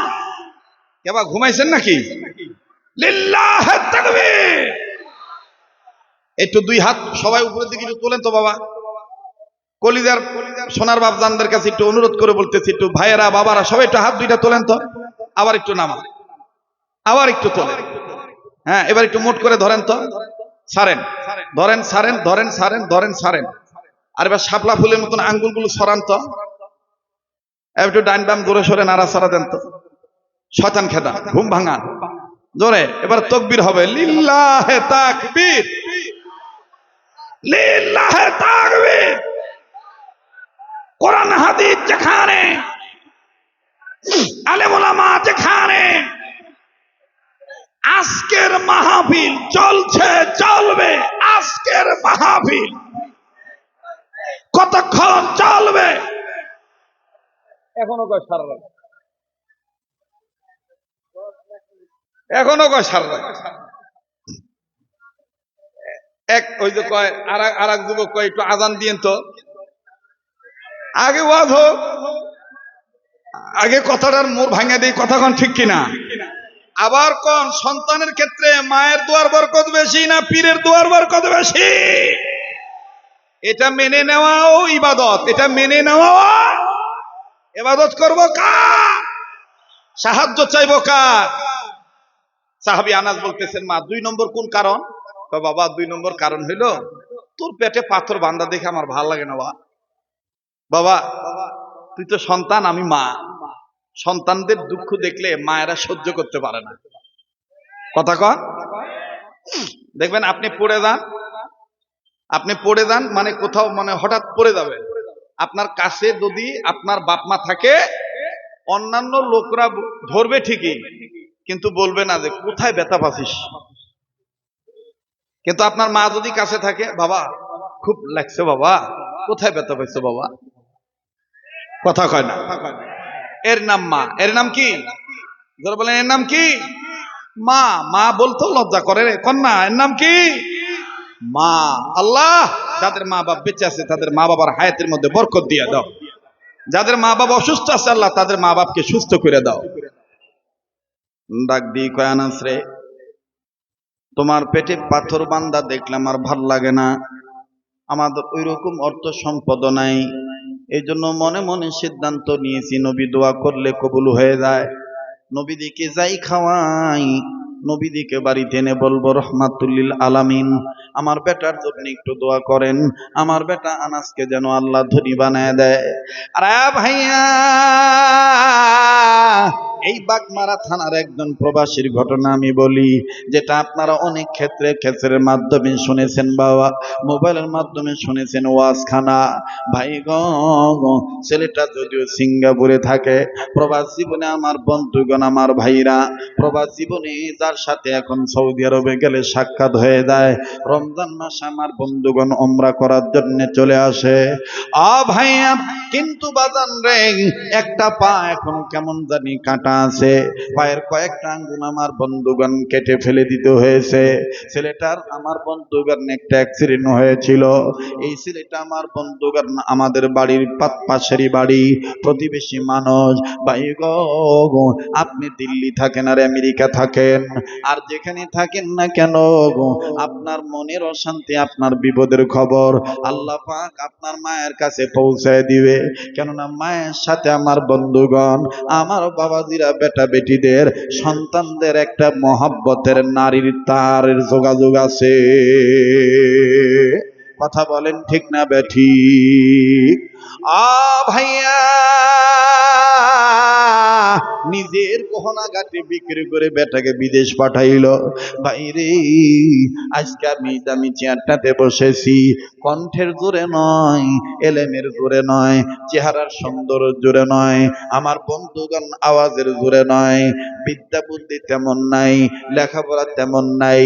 আমার বন্ধুগণ ছোট্টবেলায় যে মায়ের খেদমত করতাম, মা জননী আমার বন্ধুগণ কষ্ট করে মানুষ করেছেন, এই মা জননীকে যে মহাব্বত করতাম, মায়ের যে খেদমত করতাম, এই মায়ের খেদমতের বরকতে, মায়ের দোয়ার বরকতে আল্লাহ রব্বুল আলামিন অনেক সুন্দর রেখেছেন, আমার ভাইরা অনেক সম্মান দান করেছেন। বন্ধু, আমি বিশ্বাস করি আমার মা বাপ যতদিন আমার মা বেঁচে আছে ততদিন হয়তো বা আমার বড় ধরনের কোনো রোগ হবে না। কেননা আমার জুনিয়র বক্তা যারা আছে বাবা, এই ছোট্ট ছোট্ট বক্তারা দিন যায় আর বুড়া হয়ে যায়। আর আপনারা এখানে এমন শ্রোতা আছেন বন্ধু, 16-17 বছর আগে আমাকে যেমন দেখেছেন, আগের চাইতে বাজান আরো ভালো দেখতে পাচ্ছে। আমার ভাইরা, আমার বন্ধুগণ, এটা কোরআনুল কারীমের বরকত, মা বাবার খেদমতের বরকত। অনুরোধ করে বলবো যুবক বন্ধুরে, কে খারাপ বললো, কে ভালো বললো, এদিক দিকে দেখার আমার টাইম নাই বন্ধু। আগেই বলেছি আমার গান আমি গেয়ে যাব, কেউ শুনলে শুনবে, না শুনলে না শুনবে, কিন্তু একটা ভাই যদি আমার আল্লাহওয়ালা হয়ে যায়, একটা ভাই যদি দিনদার হয়ে যায় বাবা, কি বলবো বন্ধু, এমন একটা সময় ছিল রে ভাই জান, আকাশ দিয়া যখন বিমান উড়ে যেত, খালি পায়ে মাইলকে মাইল দৌড়াইতাম। এই বিমানকে উঠে, এত বড় বিমান, এখানে কারা উঠে? লোকেরা বলতো এখানে বড় লোকরা উঠে, পয়সাওয়ালারা উঠে। মাঝে মধ্যে যখন বাদান সরকারি হেলিকপ্টার দেখতাম, পটপট করে আওয়াজ হইতো, আমার বন্ধুগণ এই হেলিকপ্টারে কারা ওঠে? বাজান এইভাবে নানান প্রশ্ন করতাম। কিন্তু আল্লাহ রাব্বুল আলামিন ওই মায়ের দোয়ার বরকতে এমন একটা বাসস্থান আল্লাহ আমাকে বানিয়ে দিয়েছেন, নিজের বাড়ির ছাদে বাজার নিয়ে এখন আমাকে নেওয়ার জন্য হেলিকপ্টার নামে। যখন দিনের বেলায় দূরবর্তী স্থানে কোনো প্রোগ্রাম কাপ্টার রাখা হয়, নিজের বাসস্থানের বাড়ির ছাদে হেলিকপ্টার নামে। মা জননী আমার বন্ধুগণ দেখে, স্ত্রী দেখে, সন্তান দেখে। এরপরও বাজান আবার যখন বাড়িতে আসি, বাড়িতে এসে সন্তানের মাথায় হাত দিয়ে বলি, আমার মা বাবার খেদমত করার বরকতে আল্লাহ এরকম দামি জায়গায় উঠায়, তোমরা তোমার মায়ের খেদমত করবা। মনে রাখবেন বাজান, কামা তাদিন তুদান, আলেমদের জিজ্ঞাসা করে দেখবেন, আপনার যেমন কর্ম তেমন ফল হবে। আপনি যদি মা বাবার খেদমত করেন, আপনার বেটা বেটিরও আপনার খেদমত করবে। আপনি যদি মা বাবার জন্য দোয়া করেন, আপনার বেটা বেটিরা কিন্তু আপনার জন্য দোয়া করে যাবে। কথা বুঝে থাকলে বলেন ঠিক না বেঠি? ভাই, আপনি যদি আপনার বাবাকে গালি দেন, আপনার বেটা বেটিও কিন্তু আপনাকে গালি দিবে। কামাতা দিনু তো দানু, যেমন কর্ম তেমন ফল। ভাইরে, তোর ভাগ্যের জায়গা তুই ঘুরাইতে চাস, আমার বন্ধুগণ, আমার ভাইরা, তোর ঘরেই তো জান্নাত আছে, তোর ঘরে নিয়ামত আছে। বন্ধু,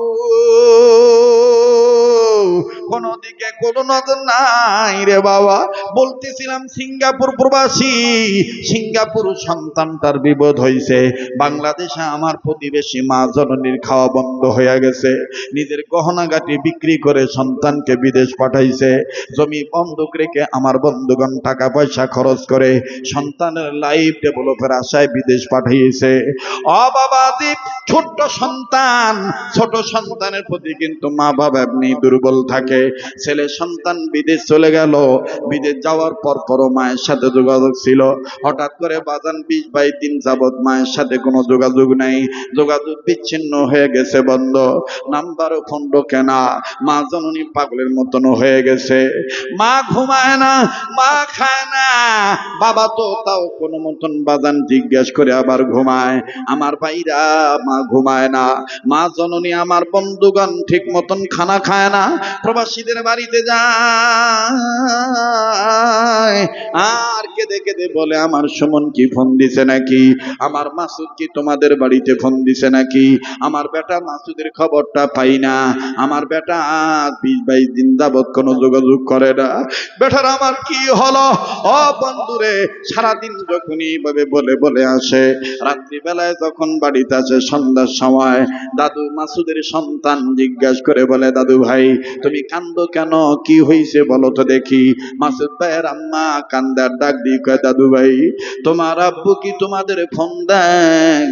মাসুদ ভাইয়ের ছেলে কান্দে আর ডাক দিয়ে কয়, দাদু অবশ্যই আব্বু আম্মুর কাছে ফোন দেয়, তবে আগের মতন ওই টাইম মতন আর দেয় না, টাইমটা চেঞ্জ করছে। বলে কখন দেয়? বলে যখন তুমি আর দাদু ভাই ঘুমায় যাও, গভীর রজনীতে ভোরের আগে আগে আব্বু ফোন দেয়। ফোন দেওয়ার পরে মায়ের সাথে কিছু কথা বলে, এরপরে আর কথা বলে না। আর আমাদের খালি বলে একটু আব্বু কইয়া ডাক দাও। আবার আমার মাকে বলে আপুকে ফোন দিতে, আপুকে বলে তুমি একটু আব্বু কইয়া ডাক দাও। আমরা তখন আম্মু যখন বলে আম্মার সাথে কথা বলেন না কেন, আব্বার সাথে কথা বলেন না কেন, আব্বু কয় এখন নয়, 120 দিন পরে কথা বলবো, 4 মাস পরে আমি কথা বলবো। দাদু ভাই আব্বু শুধু আম্মুকে এগুলোই বলে। এবার দাদি কান্দার ডাক দিয়ে কয়, ওগো আমার দাদু ভাই পারবানি, পারবা কি তুমি গো আমার দাদু ভাই? আর গভীর রাত্রে, যত রাত্রে তোমার আব্বা ফোন দেখ না কেন, এই মোবাইলটা তুমি তোমার আম্মুর কাছ থেকে এনে আমারে দিবা, আমি ঘুমাবো না দাদু ভাই, আমি আমার কলিজার সাথে কথা বলতে চাই। নাতিটা ডাক দিয়ে কয়, দাদু ভাই তুমি কাঁদবা না। চোখের পানি মুছে দিয়া আমার বন্ধুগণ চলে যায়। ঠিকই যখন গভীর রজনীতে মাসুদ ভাই ফোন দিল, মাসুদ ভাইয়ের মোবাইলটা নিয়া বাবাজি মাস যখন বিবি স্বামীর সাথে কথা বলতেছে, মাসুদ ভাইয়ের সন্তানটা মোবাইল খানা নিয়া ডাক দিয়ে কয়, আম্মু দাদু আব্বুর সাথে কথা বলার জন্য কান্দে, দাদু ভাইয়ের সাথে আব্বুর সাথে দাদু ভাই কথা বলবে। মোবাইলটা নিয়ে দৌড়ে দৌড়ে হন হন করে দাদির ঘরে চলে গেল। ও দাদি, ও দাদু ভাই, এই যে আব্বা ফোন দিছে কথা বলো, এই যে আব্বা ফোন দিছে কথা বলো। দেখলি যুবক, কোন মায়েরে তুই বুড়ি কয়া গালি দিস, কোন মায়েরে তুই রাজশাহী কলেজে লেখাপড়া অবস্থায় মায়ের খবর নিস না, অথচ দেখ তোর আমার মায়ের মনে তোর আমার মহব্বত আল্লাহ কেমন দিছে। মাসুদ ভাইয়ের মোবাইলটা যখন বেটা দিয়া দিল দাদির কাছে, মাসুদ ভাইয়ের মা মোবাইলটা কানে নিয়ে কয়, আব্বু তুই কেমন আছিস রে বাবা, তুই কেমন আছিস? মাসুদ ভাই কান্দার ডাক দিয়ে কয়, আমি ভালো আছি। আম্মু তুমি বলো তুমি কেমন আছো? মাসুদ ভাইয়ের মা কান্দার ডাক দিয়ে কয়, বেটা তুই কেমন আছিস জলদি করে বল। কয় না না মা আমি খুব ভালো আছি। কয় না না বাবা মনে হয় তুই ভালো নাই। বাবা গো 20-22 দিন যাবত কেন তুই আমাকে ফোন দিলি না, আমার সাথে কেন কথা বলিস না? শুনলাম তুই 120 দিন পরে নাকি কথা বলবি, 4 মাস পরে কথা বলবি, 4 মাস পরে কেন কথা বলতে চাইলি বল? বারবার বলে বল। মাসুদ ভাই কয় না মা ও কিছু না। মাসুদ ভাইয়ের মা কান্দার ডাক দিয়ে কয়, বেটা রে আমি তোরে একটা কথা বলি বেটা, 20-22 দিন আগে আমি একটা খারাপ স্বপ্ন দেখছি তোরে নিয়া। ও আমার সোনার বেটা, তোর কি আবার ওইরকম কোনো সমস্যা হয়েছে নাকি? আল্লাহ না করুক স্বপ্নটা যেন সত্যি না হয়। মাসুদ ভাই ডাক দিয়ে কয়, মা আমার কি স্বপ্ন দেখছো বলো? মাসুদ ভাইয়ের মা কান্দার ডাক দিয়ে কয়, বেটারে আমি স্বপ্ন দেখতে পাইছি তুই ভালো মানুষ, কর্ম করার জন্য ডিউটিতে যখন ঢুকেছি মাথায় কি জানি নিয়েছিলি, সিঁড়ি দিয়ে উঠতে যায় হঠাৎ করে তুই পড়ে গেছি, পড়ে যায় তোর পা ভেঙে গেছে। মাসুদ ভাই কান্দার ডাক দিয়ে কয়, আম্মু ও আমার মা, তুই আমার এই কথন ঘটনা কেমনে জানলি? আমি কোনো বন্ধুরেও বলি নাই, আমার কোনো রুমমেটরেও বলি নাই, আমার বউর আমি জানাই নেই, শুধু বলছি 4 মাস পরে আমি মায়ের সাথে কথা বলবো। ও মা, এখন যে তুই জেনে ফেলেছিস, কিন্তু আশ্চর্য হইলাম রে মা, তুই জানলি কেমনে বল? মাসুদ ভাইয়ের মা ডাক দিয়ে বলে, বেটা আগে তুই কতর কি হয়েছে? মাসুদ ভাই কান্দার ডাক দিয়ে কয়, আম্মু গো, সিঙ্গাপুর আমি যে কাজ করি, আমি যে কনস্ট্রাকশনের কাজ করি, ওজনদার বস্তু নিয়ে মাথায় করে দোতলা, একতলা থেকে দোতলে উঠতে গেছি। দোতলায় আমার কাজ, যদিও তারা ক্র্যাং দিয়ে মাল সামানা তুলায়, কিন্তু আমাকে যেই মিডিয়া নিয়ে গেছে এই মিডিয়াটা আমাকে বোঝা মাথায় করে নিতে বলছে, আমাকে এই কাজে দিয়েছে শ্রমিকদের সাথে। মা, আমি তখন মাথায় নিয়ে বোঝাটা নিয়ে সিঁড়িতে উঠতে গেছি করে মা, মা আমি সিঁড়ি থেকে পা পিছলে পড়ে যাই, পিছলে পড়ে যাওয়ার কারণে মা গো আমার ডাইন পায়ের হাঁটুর হাড্ডিটা ভেঙে গেছে মা। মা ডাক্তার পরীক্ষা করে বলেছে এই হাড্ডিটা জোড়া লাগতে 4 মাস সময় লাগবে। ও মা, 120 দিন লাগবে এই হাড্ডিটা জোড়া লাগতে করে মা। মা এই জন্য আমি সিদ্ধান্ত নিয়েছি, আমার যেই মা আমি না খাইলে খায় না, যেই মা আমি না ঘুমাইলে ঘুমায় না, যেই মা বিদেশ আসার বড় ভিডিও কল দিয়ে কয়, বেটা তোকে একটু দেখি, আমার শুকনা মুখ দেখে আমার মা বলে, বেটা রে তুই বুঝি খাস নাই, তাড়াতাড়ি খা, তুই না খাইলে আমি খাবো না। আমি মনে মনে তখন সিদ্ধান্ত নিয়েছি, যেই মা বিদেশে আসার পর আমাকে না দেখে খায় না, ওই মায়ের যদি আমি বলি আমার অ্যাক্সিডেন্ট হয়েছে, আমার পাও ভেঙে গেছে, আমার ওই মা চিন্তা করতে করতে অসুস্থ হয়ে যাবে। আমার মার যদি কিছু হয়ে যায় আমি আমার মায়ের পাবো কোথায়?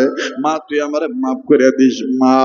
মা তুই কষ্ট পাবি এই জন্য তোরে বলি নাই, কিন্তু মা তুই যে জানলি কেমনে এটা তো বুঝলাম না। ও ভাই অ্যাডভোকেট রুকনুজ্জামান যখন মায়ের গজল বলতেছিল, আমি নিজেই যখন আমার বাড়িতে কথা বলতেছিলাম গতকাল, তখন আমার গিন্নি আমাকে বলেছিল, রুকনুজ্জামান যত তোমার মা ফেলে আছে, তুমি না ওই গজলটা শুনে কান্দ, পিঠা পুলি বানাইয়া পায়েস তৈরি করিয়া রুকনুজ্জামানকে একটু বলবা তোমার ওই মনের ইসলামী গজলটা, মায়ের গজলটা যেন বলে। আমার ভাইরা, আমার বন্ধুরে, এই ময়দানে যারা আছেন গো, জানি না কার মা নাই বাবা নাই, দুনিয়ায় যাদের মা নাই তাদের মতন বড় দুঃখী আর কেউ নাই রে বন্ধু। এই মা যেদিন মারা যাবে ওই দিন বুঝবা কত বড় নিয়ামত তুমি হারাইলা। তবে আমি পাগল আজকে একটা কথা বলি মুসাফির হইয়া, এই কাবা ধরা হাত নিয়া তোমাদের নিয়ে যখন আমি হাত তুলবো, আমার দিল বলে আজকের দোয়া আল্লাহ ফিরে দিবে না। আজকে আমি ওয়াদা নিতে চাই, এই মুসাফিরের সাথে কাবা ধরা হাতের সাথে হাত উঠাইয়া ওই মা বাবার জন্য দোয়া করে যাবেন। কারা কারা কাদের দিলে আমার ভাইরা এই নিয়ত আছে একটু হাত তুলে দেখান তো সোনার ভাইরা আমার। আল্লাহ পাক কবুল করুক, জোরে বলেন আমিন। হাত নামান। মা ডাক দিয়ে কয়, বেটারে তুই আমারে না বললে কি হবে? জানিস না রে বেটা বাঁচা ধন আমার, তোর নারের সাথে আমার নারের একটা সংযোগ আল্লাহ রাইখা দিছে। পৃথিবীর যেখানে যে সন্তানের বিপদ হোক না কেন, আল্লাহর পরপরে আল্লাহ মায়ের অন্তরে জানায় দেয়। বনে থাকে বনবাদুরি, বাচ্চা চলে তার বুকে, তবু মায়ে বাচ্চা বলে না, পড়লে হাজার দুঃখে। বিদেশেতে যদি কারো সন্তান মারা যায়, পশু কি না জানিতে জানে তাহার মা। একটু মহাব্বত করে ডাক দিয়ে বলেন না আল্লাহ, আবার বলেন না আল্লাহ, আর একবার বলেন না আল্লাহ, এবার একটু আওয়াজ দিয়ে বলেন মা, আবার বলেন মা। আমার ভাইরা, হাদিস আপনাদেরকে জানায় দেই, অনেক মানুষ হুজুর ভাড়া করে বলেন হুজুর এইটা আমার মায়ের কবর, একটু জিয়ারত করেন, একটু আপনি দোয়া করেন। আল্লাহর কসম করে বলি, কোরআন যদি সামনে থাকতো, কোরআন মাথায় নিয়ে বলতাম। রাসূল করিম সাল্লাল্লাহু আলাইহি সাল্লাম বলেছেন, আমার উম্মতের মধ্যে কোন সন্তান যদি, তার যদি কোনো এলেম না থাকে, ন্যূনতম এলেমের মাধ্যমে যদি সে কালেমা তাইয়্যিবা তাওহীদের বাণীটা যদি সে শুদ্ধ করে পাঠ করতে পারে, মরা মা বাবার কবরের কাছে দাঁড়াইয়া অথবা কবরের কাছে না দাঁড়াইয়া পৃথিবীর যে প্রান্তে থেকে বেটা আর বেটি যদি একবার কালেমা তাইয়্যিবা মা বাবার রূহের মাগফিরাত কামনা করে আদায় করে, যদি একবার পাঠ করে লা ইলাহা ইল্লাল্লাহু মুহাম্মাদুর রাসূলুল্লাহ, নবীজি বলেছেন সাথে সাথে ছেলে মেয়ের বেটা বেটির কালেমা তাইয়্যিবার পড়ার উসিলায় বাপ মার কবর আযাব আল্লাহ মাফ করিয়া দিবে। আর একটু জোরে বলেন না সুবহানাল্লাহ। এই জন্য হুজুর ভাড়া করা লাগবে না, কালেমা তাইয়্যিবাটা শুদ্ধ করে শিখবেন। লা ইলাহা ইল্লাল্লাহু মুহাম্মাদুর রাসূলুল্লাহ সাল্লাল্লাহু আলাইহি সাল্লাম বাজান সুন্দর করে জানবেন। এর দ্বারা মা বাবার কবর আযাব আল্লাহ মাফ করে দিবে। কোনো দিকে নজর নাই।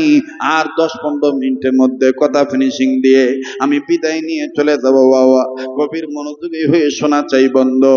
আরে ভাইয়া, তবে একটা জিনিস আপনাদের জানা আছে, রাত্র যত গভীর হবে এই পাগলের কণ্ঠ তত ক্লিয়ার হতে থাকবে।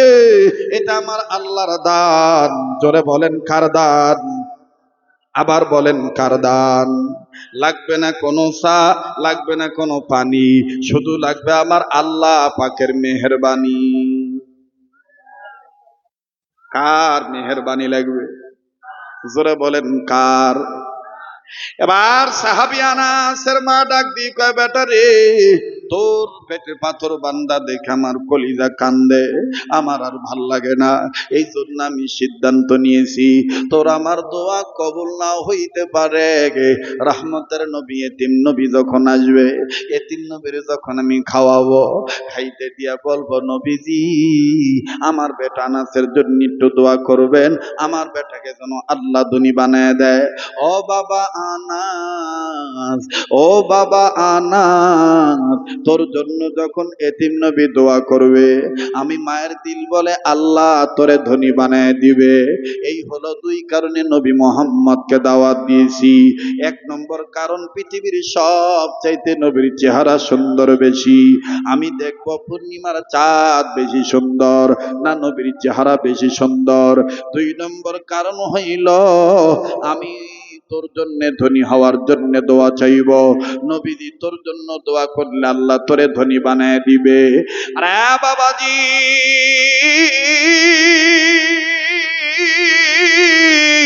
আল্লাহর হাবিব মুহাম্মদ সাল্লাল্লাহু আলাইহি সাল্লাম, বাজান রে, কেন এই বয়ান নিলাম? আমি যখন এই মাহফিল প্যান্ডেলের দিকে ঢুকেছিলাম, তখন অ্যাডভোকেট রুকনুজ্জামান বাজান এই সংগীতটা বলেছিল, হাবিব এসেছে, নবী এসেছে, বলেন হাবিব এসেছে, রাসূল এসেছে। আবার যখন বাজান আমি আবদার করেছি মায়ের গজল বলতে, তখনও মায়ের গজল বলেছে। এই জন্য বাদান উত্তরাঞ্চলের একটা ভাষা আছে, আগের নাও যে পাশে যায়, পাশের নাও সেই দিকেই যায়। কথা বলেন ঠিক না বেঠিক? আজকের এই অনুষ্ঠানটা বক্তা শ্রোতা শিল্পী সবার এক মনোভাব প্রকাশ করে দিচ্ছেন কে? আমার বিশ্বাস এমন একটা টেন্ডেন্সি, এমন একটা কিউরিসিটি, এমন একটা মনের ভাব আপনাদের এসেছে, এই পাগল যদি মায়ের পাগল যদি আরো 1 ঘন্টা বলে, যদি ফজর পর্যন্ত আলোচনা করে, আমরা আজকে না হয় একটা রাত্র আল্লাহর জন্য কুরবানি করব। কথা বলেন ঠিক কিনা? যারা চলে গেছে আমার ভাইরা, তারা হয়তো বা ঠকে গেছে। তারা মনে মনে ভাবতে পারি এই শরীয়তপুরি তো আর কিছুক্ষণ পর দোয়া করে দিবে, চল যাই বাড়ি যাই। বাজান মনে রাখবেন, এই রাত্র আমার আপনার জীবনের শেষ রাত্র হতে পারে। আমার স্নেহের আদরের ইমন এবং তার বাবা সহ এলাকাবাসী বহুদূর যাইয়া কয়েক মাস আগে আমার দাওয়াত দিয়েছে, নিয়মিত যোগাযোগ রেখেছে। আমার বন্ধুগণ এরা আলেমদেরকে মহব্বত করেছে। মাঝে মধ্যে ভাবি এরা আমারে পাইয়া এত পাগল, এরা যদি আমার নবীরে পাইতো না জানি কি করতো রে বন্ধু। তবে আমার দিল বলে আজকের মাহফিলে তো আল্লাহ কবুল করবে ইনশাআল্লাহ। তাই মায়া করে আর একটা ডাক দেন না, বলেন না আল্লাহ। এবার হঠাৎ করে আমার বন্ধুগণ সাহাবী আনাস, মা ডাক দিয়ে কয়, আনাস রে, নবী আসবে কোন দিন? বলে পূর্ণিমার চাঁদ উঠবে যেদিন। আনাসের মা আমার বন্ধুগণ সূর্যের দিকে তাকাইলেন। আমার বন্ধুগণ সূর্যের দিকে তাকাইয়া ডাক দিয়ে কয়, বেটারে, আজকে হলো মাসের 14 তারিখ, আজকে পূর্ণিমার চাঁদ উঠতে পারে। আজ না আসলেও কালকে আসবে, কেননা এই 2 দিনের মধ্যে পূর্ণিমার চাঁদ উঠবে। এবার বাজান মাসের 15 তারিখে যেদিন পূর্ণিমার চাঁদ উঠলো, আনাসের মা কয়, বেটারে, নবী তো আজকে আসবে, 2 কারণে আজকে কবুল হয়ে যাবে। কার বেশি, কার চেহারা বেশি সুন্দর? পূর্ণিমার চাঁদ বেশি সুন্দর না নবী বেশি সুন্দর? আমি আজকে দেখবো বেটা। আনাস, নবী আসলে তুমি আমারে জানাইও। হঠাৎ করে আনাস আমার মাকে, আনাসের মাকে ডাক দিয়ে কয়, মা গো, আমার নবী আসতেছে। আনাসের মা এদিক ওদিক তাকাইতেছে, না না দেখা যায় না। আমার ভাইরা বহু দিকে তাকায়, না না নবীকে দেখা যায় না। আনাসের মা ডাক দিয়ে কয়, বেটারে, তুই কেমনে বুঝলি নবী আসবে? ওই যে বলেছিলাম আতরওয়ালার সাথে থাকলে আতরের ঘ্রাণ পাবেন, বলেছিলাম কেরাসিন তেলওয়ালার সাথে থাকলে কেরাসিনের গন্ধ পাবেন। দেখেন তার প্রমাণ। আনাস সাহাবী ডাক দিয়ে বলতেছেন, মা গো, আমার এই নাকের মধ্যে রহমতের নবীর গায়ের ঘ্রাণ লেগে আছে। তাই বলি মা, মা দিদি, আমার নবী যখন রওনা দিবে, নবীর গায়ের সুঘ্রাণ আমার আল্লাহ রহিম রহমান, আমার আল্লাহ আমার নাক পর্যন্ত পৌঁছায় দিছে। নবীজি রওনা দিয়েছে, নবীর গায়ের ঘ্রাণ আমি নাকে পাচ্ছি, নবী আসতেছে। আনাসের মা ডাক দিয়ে কয়, বিশ্বাস করলাম। কিছুক্ষণ পর আনাস ডাক দিয়ে কয়, মা গো, ওই তো এতিম নবীকে দেখা যায়। এবার যখন সাহাবী আনাস আমার বন্ধুগণ মাকে বলল, মা নজর করে দেখে পূর্ণিমার চাঁদের চাইতে বেশি সুন্দর চেহারাওয়ালা নবী মুহাম্মদ আসতেছে। মা ডাক দিয়ে কয়, বেটারে,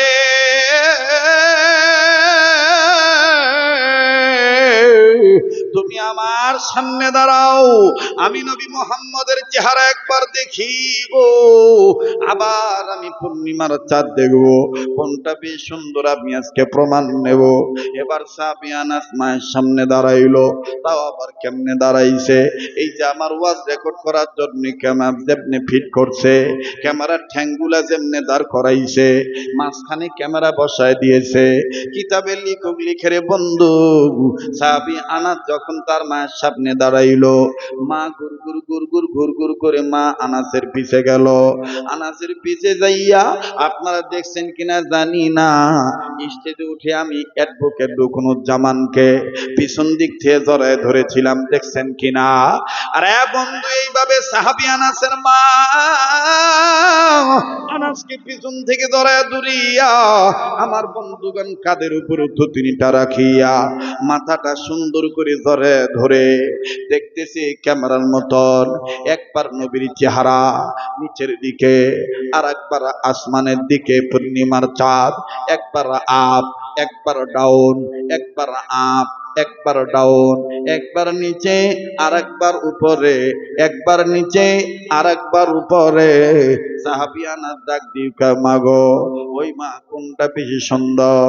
ইন দি মিন টাইম আনাস উপলব্ধি করতে পারলেন সাহাবী আনাসের বুকটা কেমন জানি ভিজে যায়, পানি গরম গরম লাগে। আনাস বুঝতে বাকি রইল না, মা কাঁদতেছে। সাহাবী আনাস মায়ের চেহারার মধ্যে হাত দিয়া বুঝতে পারলেন পরিষ্কার মা কান্দে। মা তুই কাঁদিস কেন? আনাসের মা কান্দার ডাক দিয়ে কয়, বেটারে, ওয়াল্লাহি বিল্লাহি তাল্লাহি ওয়াল্লাহি রব্বিল কাবা, কাবার কসম করে বলতেছি, কাবার মালিক আল্লাহর কসম করে বলি, পূর্ণিমার চাঁদের গায়ে দাগ আছে রে, এতিম নবী মুহাম্মদের চেহারায় কোনো দাগ নাই। পূর্ণিমার চাঁদের চাইতে মুহাম্মদ নবীর চেহারা বেশি সুন্দর। আওয়াজ দিয়া বলেন না সুবহানাল্লাহ। আনাস ডাক দিয়ে কয়, মা গো, এক নম্বর কারণ হয়ে গেল, এবার বাকি থাকলো দুই নম্বর। মা, তুই নবীর কাছে দোয়া চাইবি, আল্লাহ যেন আমারে ধনী বানায় দেয়। নবীর কথা মোতাবেক আল্লাহ ধনী বানায় দিবে। ও বাজান, আনাসের মা ডাক দিয়ে কয়, ঠিক আছে। খাবার রেডি করা হলো, নবীজিকে আনা হলো। নবীজি ঘরে প্রবেশ করলো। অনুরোধ করব, বলবো বাবা কেউ উঠবেন না। যেদিকে তাকাইতেছি সেদিকে খালি নূর আর নূর দেখতে পাচ্ছি। আল্লাহ পাক আজকের মাহফিল কবুল করবে ইনশাআল্লাহ। আরে ভাইয়া, সব ভালো তার, শেষ ভালো তার, সব ভালো তার, সবার পাইকে মোনাজাত জুটবে না। এই তো আমি এখন ফিনিশিং এর দিকে যাব।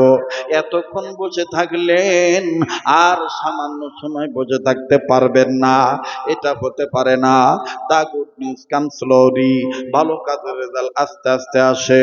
ইন্নাল্লাহা মা'আস সাবিরিন, ইন্নাল্লাহা ইউহিব্বুস সাবিরিন। একটু ধৈর্য ধরেন বাবা। সাহাবী আনাস যখন খাবার রেডি করে দিল, মা জননী আমার বন্ধুগণ খাবার এনে দিচ্ছে, নবীজিকে বসাইলেন। নবীর সামনে দস্তরখানা দেওয়া হলো। নবীজি খাবার যখন নিলেন, এখানে দেখেন ইসলামকে শিক্ষা দেয়। আল্লাহ নবী ডাক দিয়ে বলতেছেন, আনাস রে, তোমরা হইলা মেজবান, আমি হইলাম মেহমান। মেজবান অনুমতি না দিলে মেহমান খাইতে পারে না। আমি কি বিসমিল্লাহ বলবো? আনাস বলে, মা গো, নবীজি বিসমিল্লাহ বলতে চায়। আনাসের মা ডাক দিয়ে কয়, আনাস রে, তুমি একটু পিছনে আসো, আমি নবীর কাছে যাব। নবীজির কাছে যাইয়া আনাসের মা কান্দার ডাক দিয়ে কয়, নবী গো, আপনি তো খাবেনই, খানা খাওয়ানোর জন্যই তো আপনাকে দাওয়াত দিছি। কিন্তু নবীজি, আমার মনে যে আগুন জ্বলতেছে বেটাকে নিয়া, আমার কলিজাতে আগুন জ্বলতেছে সন্তানকে নিয়া, এই আগুনটা কি আপনি নিভাইবেন না? আনাসের মা কান্দে আর এই কথা বলে। নবী আমার সব জানেন, আল্লাহ সব জানায় দিয়েছেন। এরপরও বলে আনাসের মা, কি বেদনা বলো না। নবীজি বলার পরে আনাসের মা ডাক দিয়ে বলতেছেন, নবী আমার, আমার বেটা মাঝে মধ্যে না খায় আসে, চোখের নিচে কালো দাগ পড়ে থাকে, পেটটা কেমন জানি পিঠের সাথে লেগে যায়। সেই দিন দেখছি নবী গো, আমার বেটা আনাসের পেটে কেমন জানি পাথর বাঁধা। আমার আর ভাল লাগে না গো নবীজি, হাজার হইল তো আমি মা, তাই আপনার কাছে বলি গো নবী, আপনি একটু দোয়া করেন, আল্লাহ পাক যেন আমার আনাসকে ধনী বানিয়ে দেয়। নবীজি আনাসের মায়ের কান্দা দেখে নবীও কান্দে। আনাস বলে, নবী গো, আপনি কাঁদেন কেন? নবী আমার কান্দে আর ডাক দিয়ে বলে, আনাস রে, তোমার মায়ের কান্না দেখে আমার কান্না আসতেছে, আমার মায়ের কথা মনে হয়ে গেছে। তোমার মা জীবিত, আমার মা মৃত।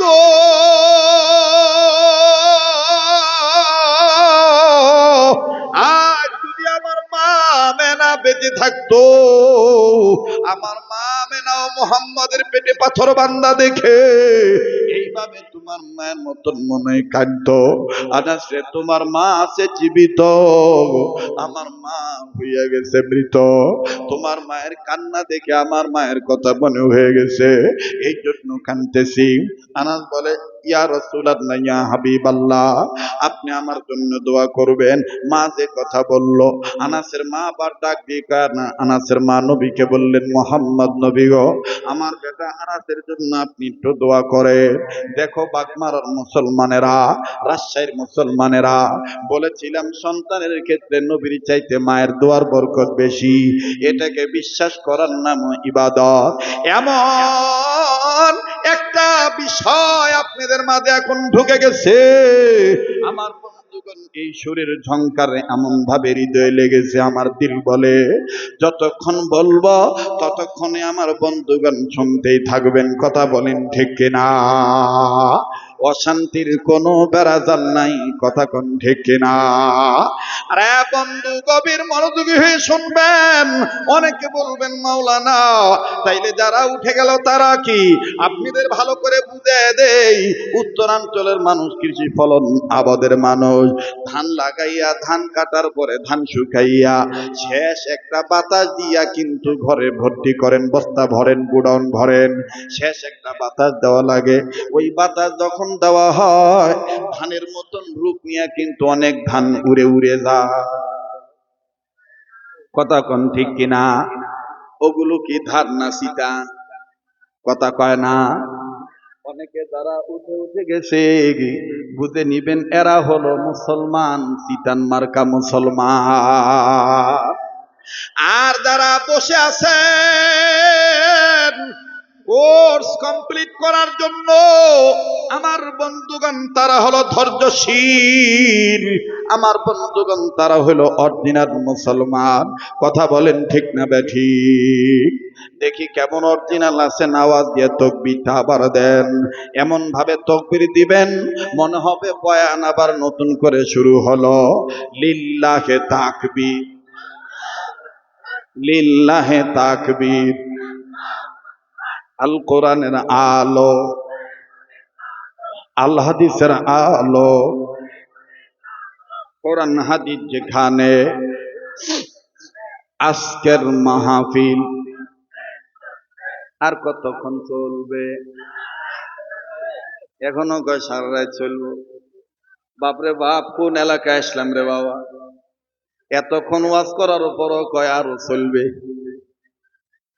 থামেন থামেন, জেলখানার কাহিনী আর কি শুনবেন?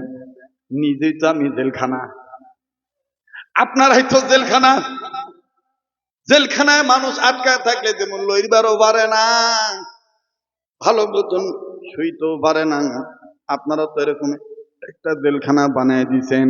তবে এই জেলখানাটা হলো জান্নাতের বালাখানা। কথা বলেন ঠিক না বেঠিক? কবুল করার মালিককে আমি আপনাদের ছোট্ট আকারে দাওয়াত দেই, যদি কখনো ভোটের পরিবেশ বাংলাদেশে আসে, ভোট হলো আমানত। যারা বলে ইসলামের রাজনীতি নাই, তারা আমানত চিনে নাই।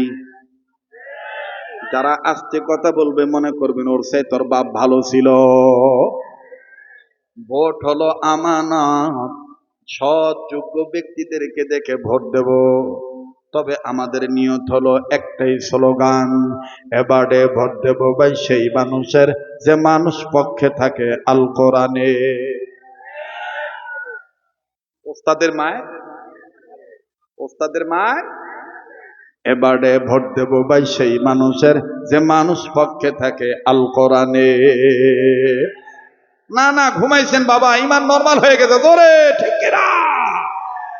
এবারে ভোট দেব ভাই সেই মানুষের যে মানুষ পক্ষে থাকে আল কোরআনের। না ডাকে তাকবীর, না ডাকে তাকবীর। ভোটের কথা বলার পরে যে লোকটা উঠবে মনে করবেন ও মুখে মুখে ইসলাম কয়, অন্তরে মুনাফিকিকে লালন পালন করে। এ বন্ধু, আল কোরআনের পক্ষে যারা থাকবে তাদের যদি ইবাদত মনে করে ভোট দেন, আমার দেশে ইফতিজিং বাড়বে না, ইফতিজিং কমে যাবে। কথা কোন ঠিক কিনা? আজকে বাদান আমার যুব সমাজ ধ্বংস দুইটা কারণ আমি থিসিস করে গবেষণা করে পেয়েছি। এক নম্বর কারণ হলো নারীদের বেপরদার চলন, 2 নম্বর কারণ হলো মাদক সেবন। কেরে বাবাক মারার মানুষের ইমানের আওয়াজ গেল কি কথা কোন ঠিক কিনা? পুরুষ লোকের চরিত্র নষ্ট হওয়ার পিছনে 2টা কারণ। 1 নম্বর কারণ হইল আমার বন্ধুগণ নারীদের বেপরদায় চলন ফিরন, 2 নম্বর কারণ হলো মাদক সেবন। আগে আমাদের নানীরা দাদিরা ঘোমটা লম্বা করে দিয়ে চলতো, এখন ওই নানি দাদি নাতিনেরা আমার বন্ধুগণ এমন ভাবে ওন্না দেয়, ওন্না দেওয়ার কথা ছিল মাথায়, এখন আর ওন্না মাথায় নেই, এখন ওন্না দেয় বাজার গলা। কেরে বা কথা কইস না কে, জোরে কথা কর ঠিক কিনা? চোখটি বুঝে মুখটি বুঝে থাকবো কত কাল, দেশটা মোদের চুষে নিল ওই শকুনের পা। আর কত চুপ থাকবে? রাগ করতেছে? এজন্য স্লোগান একটাই, এবারে ভোট দেব ভাই সেই মানুষের যে মানুষ পক্ষে থাকে আল কোরআনে। না বাদ দেই, না বাদ দেই। আমি বলতে চাই যারা এখানে চিফ গেস্ট ছিলেন, যারা মাতব্বর, যারা পুত্তার, যারা চেয়ারম্যান, যারা মেম্বার, যে দলই করেন না কেন, আমার সমাজের যুবকদের ইফটিজিং করার অপরাধে তাদের বিচার করবেন, ভালো কথা, কিন্তু যুবকদের বিচার করার আগে ওই বেহা নারীদের বিচার আগে করা দরকার, যেই নারীরা মুসলমানের ঘরে জন্ম নেওয়ার পরে